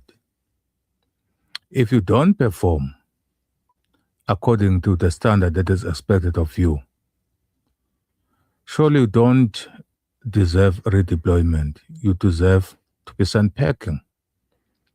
Because we are where we are as a municipality and as a country because people fail in this department and get deployed to a different department. When people are employed, surely they've got a job description, they've got KPAs and KPIs. If they don't meet those, fire them, don't redeploy. Now, coming to the accountability of senior management, including city managers and their deputies, that is where the problem lies, because those in the main become political deployees or appointees. They follow a pattern where councillors and politicians have got to approve their appointment or their employment. Now, the fact of the matter is that as politicians, some of us are primary school dropouts, some of us are high school dropouts. Of course, there are those that are professionals who have got formal education and the likes. Now, can we imagine a situation where a person with a master's degree or a PhD is dependent on some standard 5 councillor for their employment? I mean, the system of how we employ senior managers has got to change. Firstly, there must be civil society involvement in who gets employed. But that has got to be structured, obviously, because we don't want to take random individuals and say, be part of that process. It has got to be structured. For that to be structured, you've got to have organized civil society. So it shouldn't be left to politicians to appoint senior managers. It must be a process that involves multi-stakeholders. Of course, you've got to have politicians because they also represent a particular constituency, but it cannot entirely be left to politicians to decide who occupies which position. It must be transparent, must be open to members of the public to know who was employed because of what qualifications they have. But there must be a mandatory representation of civil society in the employment of senior managers in all government spheres, in all positions that are senior in those spheres of government.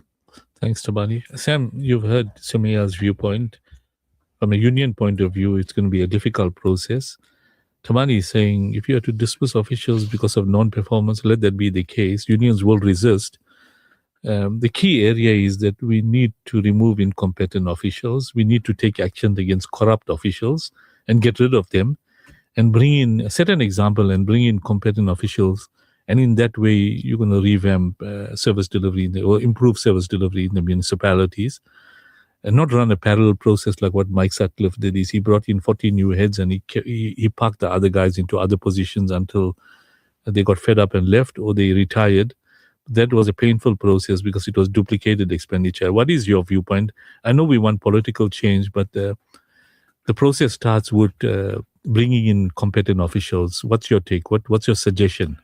Thanks, Yunus. I'm a former trade unionist, and I am one of the founding delegates of COSATU. So I joined the union in 1980, so I know all about labor relations in this country on both sides. I was also senior manager, senior director of corporate companies, JSE listed. So I know what I'm talking about. The difficulty, and we got to be pragmatists and we got to be realists. And I agree with Sumaya.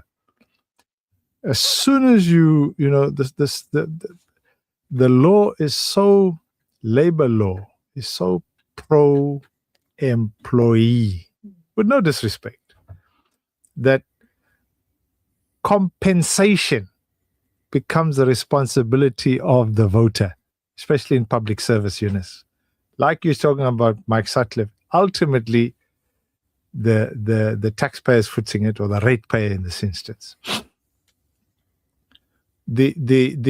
As long as you have political hegemony, where one party determines the direction of either a country or a city or a province or a town or a district.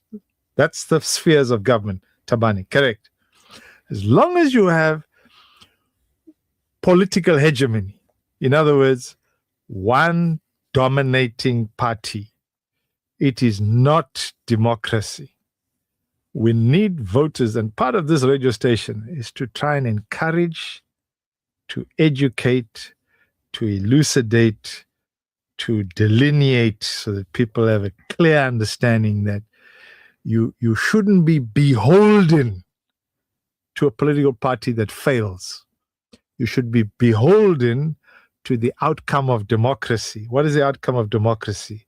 Services, whether they're municipal services, whether they're home affairs, whether they're public order policing, whether it's treasury, whether it's, and Thabani and so is my colleague here, Hassan Motala.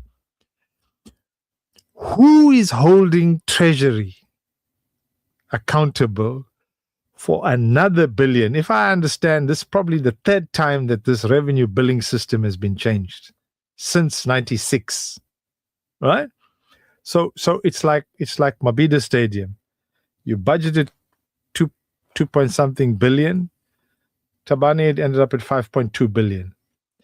You budgeted 5 billion for King Shaka Airport. By the time they finished, was 9-10 billion. The reasons why that happens, Yunus, is because you've given the political party the right to do what it likes. Can't blame the political party. You've got to blame you, because you've got to stop as a voter perpetuating, it's the word Thabani used, perpetuating the same repetitive, bringing in the same people like a washing machine, pushing them in, taking them out, pushing them in, same process of it. Change has to occur at the ballot box, and you got to remove your point you make, like making you incompetent political parties. The time, you only get it once every 5 years. Forget about by-elections, because you only do it one at a time. You got 224 seats, Thabani, 224, and I think you got 80 in Pietermaritzburg. Make the change. Make the change. Be a protagonist as a voter. Be an implementer. The DA represents primarily all Indian, colored, and white communities, right? And there's nothing wrong with that. That's the way, and ultimately that's the right of the voter, as Thabani says. Change needs to occur. We cannot continue on the same trajectory. Our people are getting poorer. I've just got a bill that came through now, where I've just seen a bill for 1 million rand. I mean, how do you pay rates and taxes and end up with bills of 1 million? I mean, it's more than the house.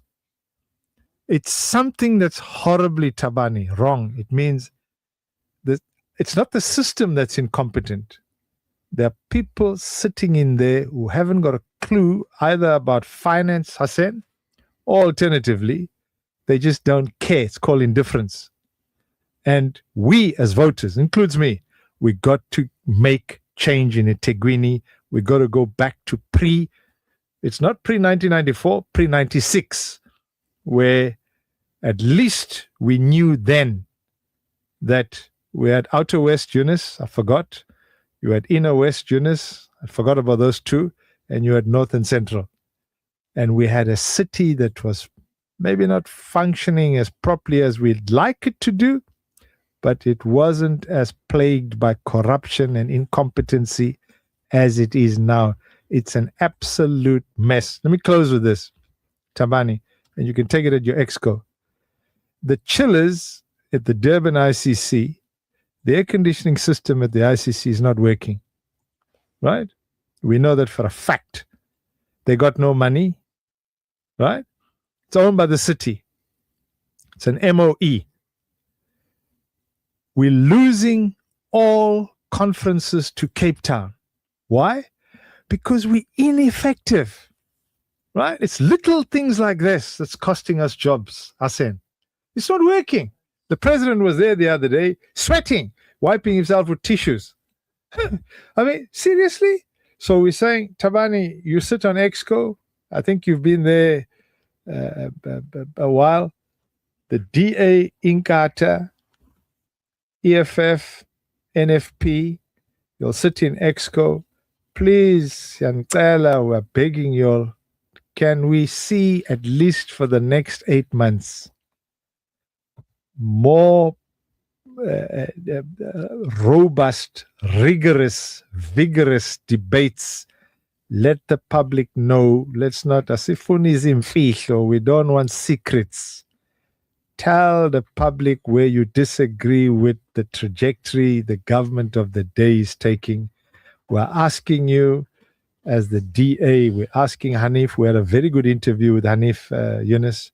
We're saying, please, change needs to happen and voters are tired. Thank you. Sorry, Sam, I think you're quite right. There were three processes in a billing system. It started off with coins, if you remember, Thabani. There was nothing wrong with coins. They went into RMS 1, RMS 2, and it still failed 1 billion later. The solution lies in ensuring a revamp of the administrative structures of most municipalities. The quicker those politicians that are in power deal with that issue, starting from the city manager downwards, municipalities have approximately 11 months, politicians, to address that issue, because our communities out there are literally fed up for the last 3 decades in what's happening. And to receive accounts, a pensioner getting an account of 100,000 and they sending in messages here to say, how do we deal with it?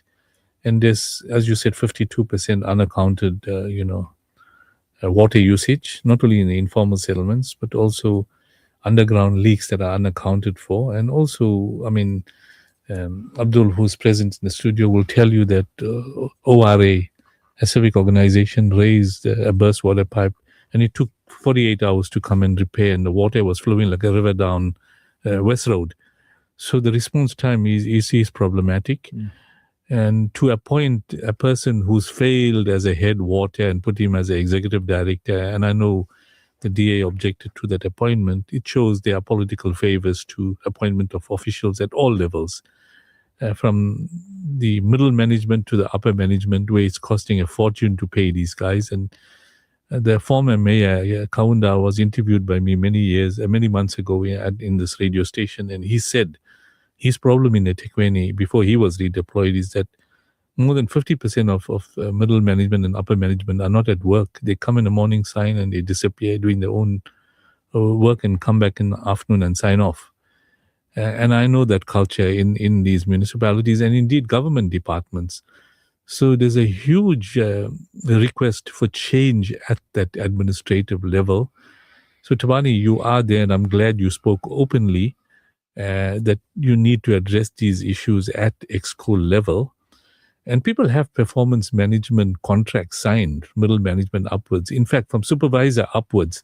And you know what happens with these performance managements is at all levels, they just call the individual in, have you performed, bang, bang, bang, yes, 3 out of 5, 4 out of 5. And eventually that individual gets the 13th check, which is in November, and he gets a performance bonus of equivalent to his salary for not performing. Thabani, your closing remarks. Let me close by saying I completely agree with Brother Samuel. And we take the challenge because I think what he's saying is what is being said by millions of people out there. we don't have currently a luxury of this fragmentation of ideas and agendas. Let's all work together as civic organizations, as political parties, to make sure that we rescue eThekwini. That is why the DA, I've resisted mentioning the DA as much as possible in this platform because I didn't want to abuse your platform. But that is why, as the DA, we have made ourselves available to say, let's engage all stakeholders in a all-of-society approach that says, what are your ideas? What are our ideas? Let's find common agenda that we are going to take to 2026. Because the last thing we need is all these small organizations here coming with 2 seats here, 1 seat there, because they eat into the voice of the people. Therefore, I'd want to encourage your listeners and yourselves to say, let's engage. The DA is available because we appreciate the fact that even though we are a political party, but we exist to serve the people of eThekwini, the people of South Africa. We appreciate the fact that we are accountable to the people of eThekwini, to the people of KwaZulu-Natal and the people of South Africa.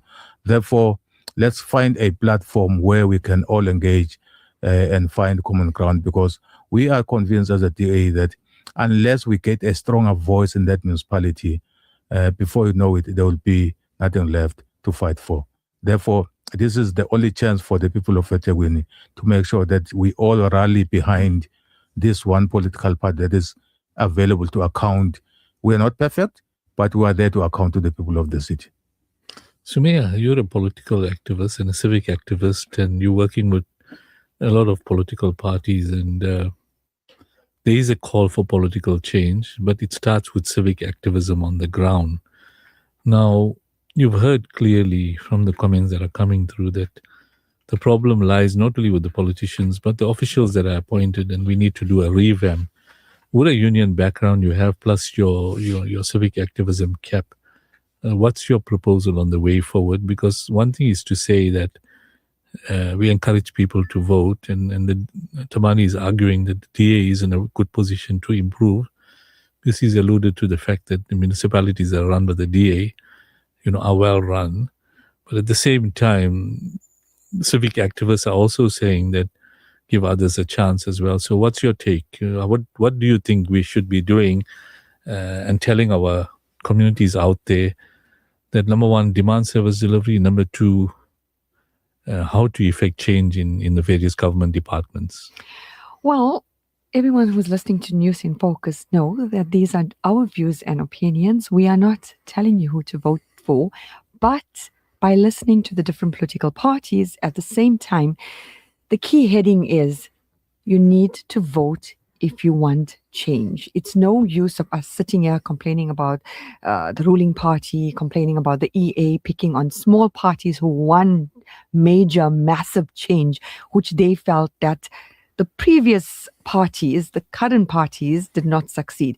That is why it's so important to make that vote. And also, when you think about it, the youth do not vote. So we as activists, members involved in civic organizations, have to bring it there to the youth that everything is doom and gloom, but you are the future leaders and you need to vote. And again, everything relies on that vote. That's so important. And now 2026 is the year where we all are waiting. So people could be changing, people could be just there on the fence, and there could be new parties coming up. And as you know, everyone wants to see a silver lining.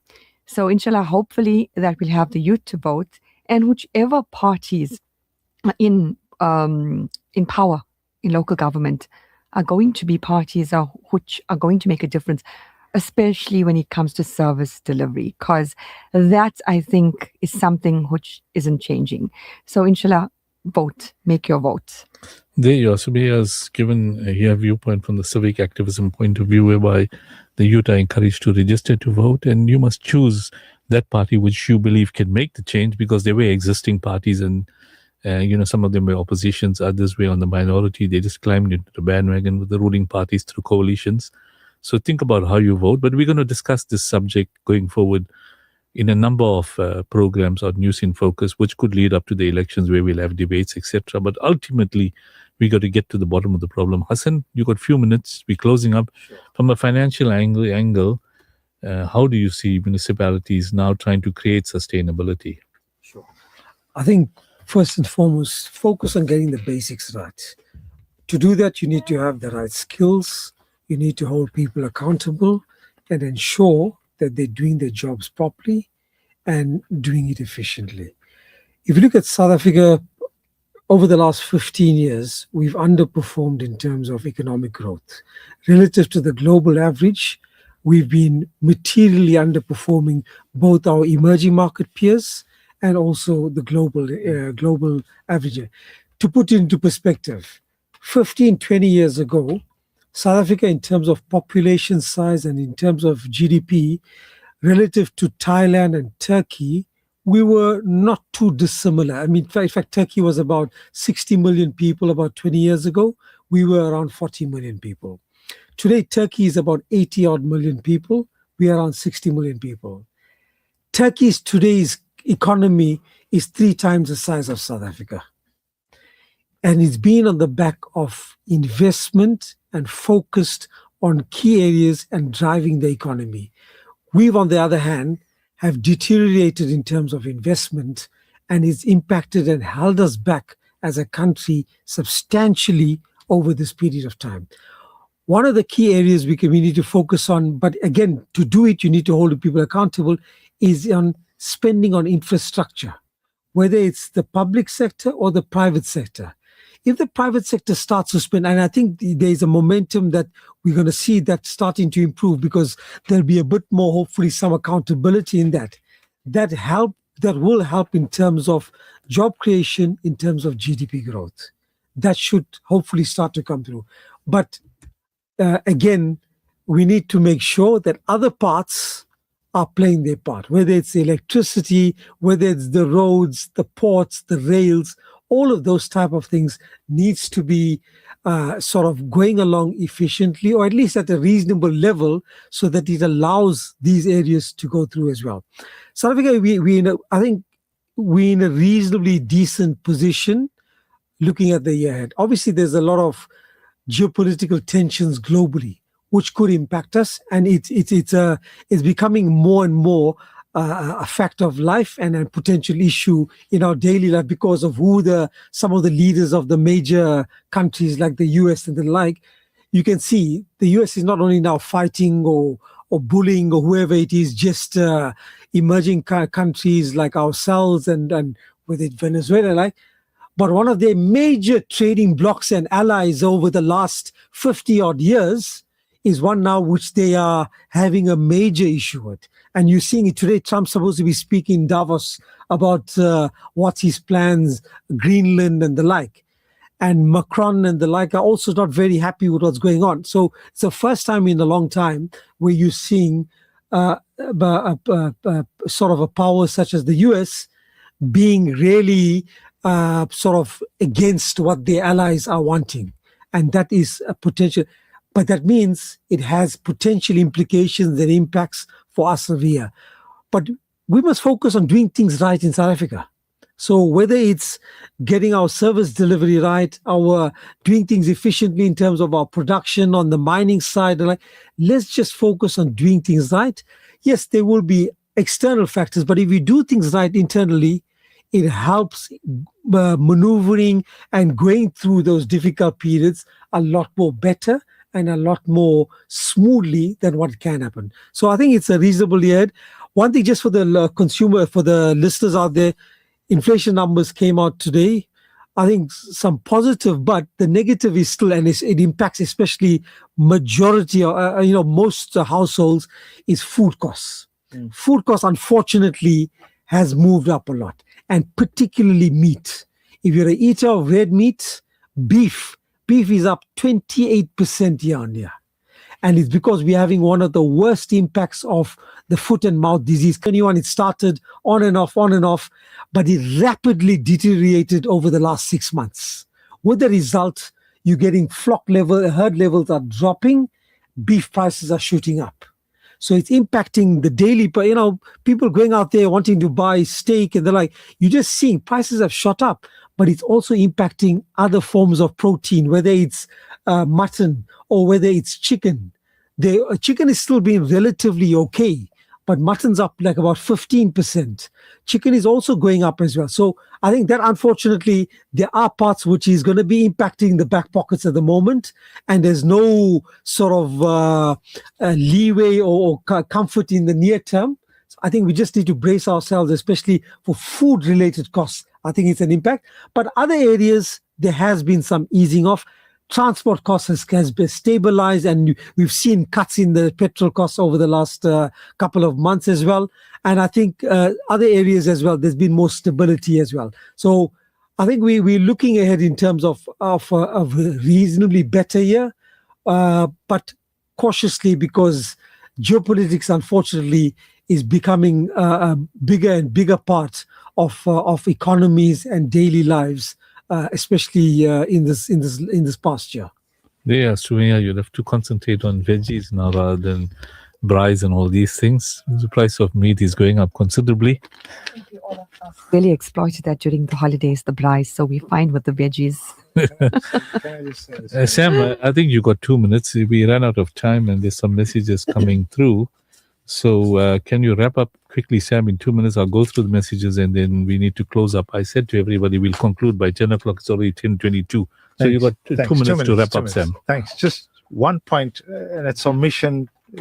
My omission is not deliberate. If I can say to, obviously we've divided quite a few political parties, and Thabani is one of them. For example, and Abdul's in the studio, ORA. In Overport, which is Ward 31, we have over 40,000 registered voters. But if you look at the actual trend of voter turnout over the last whatever number of local government elections we've had, and we're not talking national and provincial, we haven't even, the DA has always got 4,000, they won by 4,000 and sort of thereabouts out of 40,000.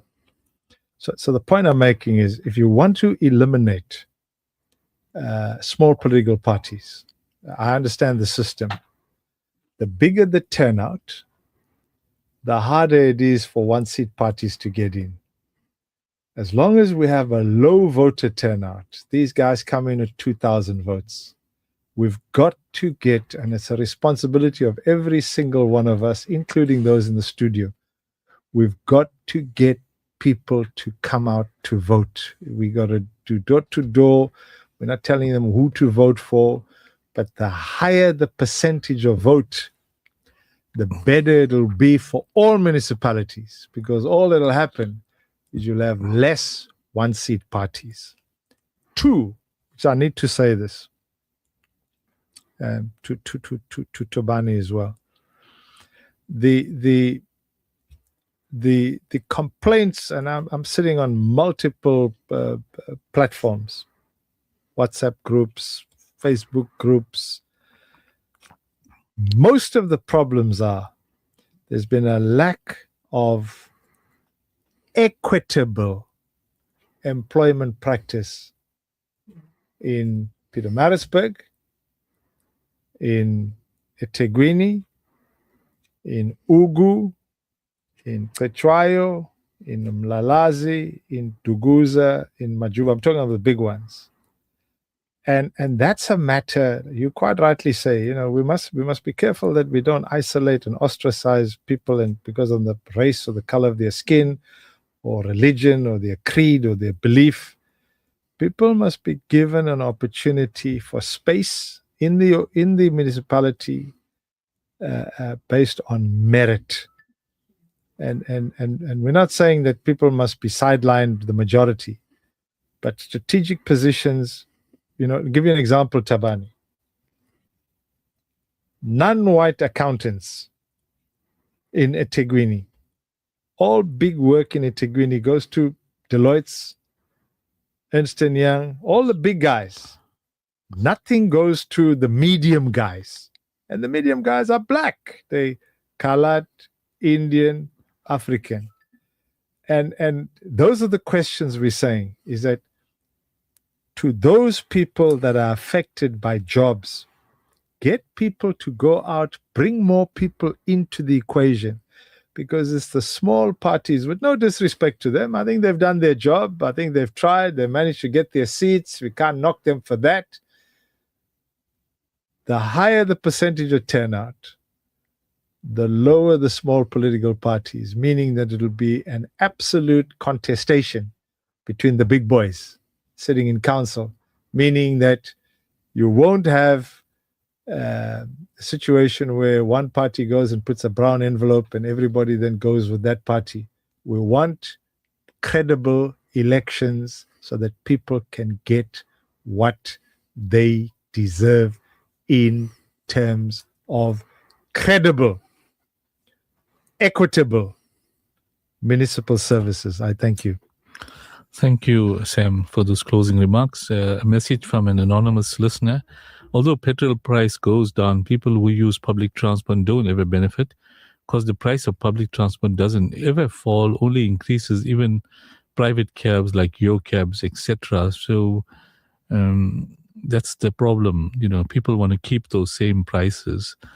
I think that brings us to the end of today's program. We had quite a constructive discussion, and we've had different viewpoints, and it all boils down to what happens in the next municipal elections, but fundamentally is to make that regime change with the admin structures. And that's the challenge we put to our voters out there, that hold the municipality accountable. Civic activism must become a priority between now and the next elections. Select your leaders that will become councillors and can hold the municipalities accountable and make those changes. I want to thank Thabani Mthethwa, Sam Kennedy, Hassan Motala, Abdul Valodia, who's hardly said anything in the studio. He is quite verbose with ORA, Dr. Faisal Suleiman, our tech Mondley, Dawood Mondley. And to our listeners, you played an important part in today's program. And last and not least, our co-host Sumaya Khan for sharing some valuable information with us. I want to conclude to say that we're into the month of Shaban. Today is the 1st of Shaban. It's a very blessed month before Ramadan. It's a time to reflect and prepare ourselves for the Mubarak month of Ramadan. And during this month, Nabi alayhi salatu wasalam used to do a lot of fasting and make lots of du'as. Now, as an ummah, you know, we have to make sure that we make a difference. And the difference we can make is become civic active, but we also got to keep up with our good work, our amals, our actions, which must be in compliance with the commandments of Almighty Allah subhanahu wa ta'ala, as shown to us by sunnat of Nabi alayhi salatu wasalam. Let's be positive, you know, Allah is in control. And as that one nasheed, Hasbunallah wa ni'mal wakil, clearly indicates that Allah is the best planner. And we have to be hopeful in this country, because what Hassan mentioned is that there's a lot of positives coming through. Our markets are flourishing. Our currency is fairly stable, although it's not the right value of our currency. But at the same time, we can't sit back and do nothing. We have to be proactive. And in that way, between now and the municipal elections, a combination of what we have to do will eventually start making changes. Those that are positive and optimistic, they're always successful. But with that, your actions must support that. So that brings us, it's 10:30 today. We're half an hour over the time. And some of the nasheeds we played took a few minutes, so we made up for that lost time. Like when you're flying in a plane towards whatever destination, the pilot tells you that he took off 15 minutes late. He made up for the time with the speed in the air. So likewise, we gave you extra time this evening. We thank you for listening to us, and inshallah we'll be back next Wednesday on News in Focus once again. Until then, all the best. Assalamu alaikum wa rahmatullahi wa barakatuh.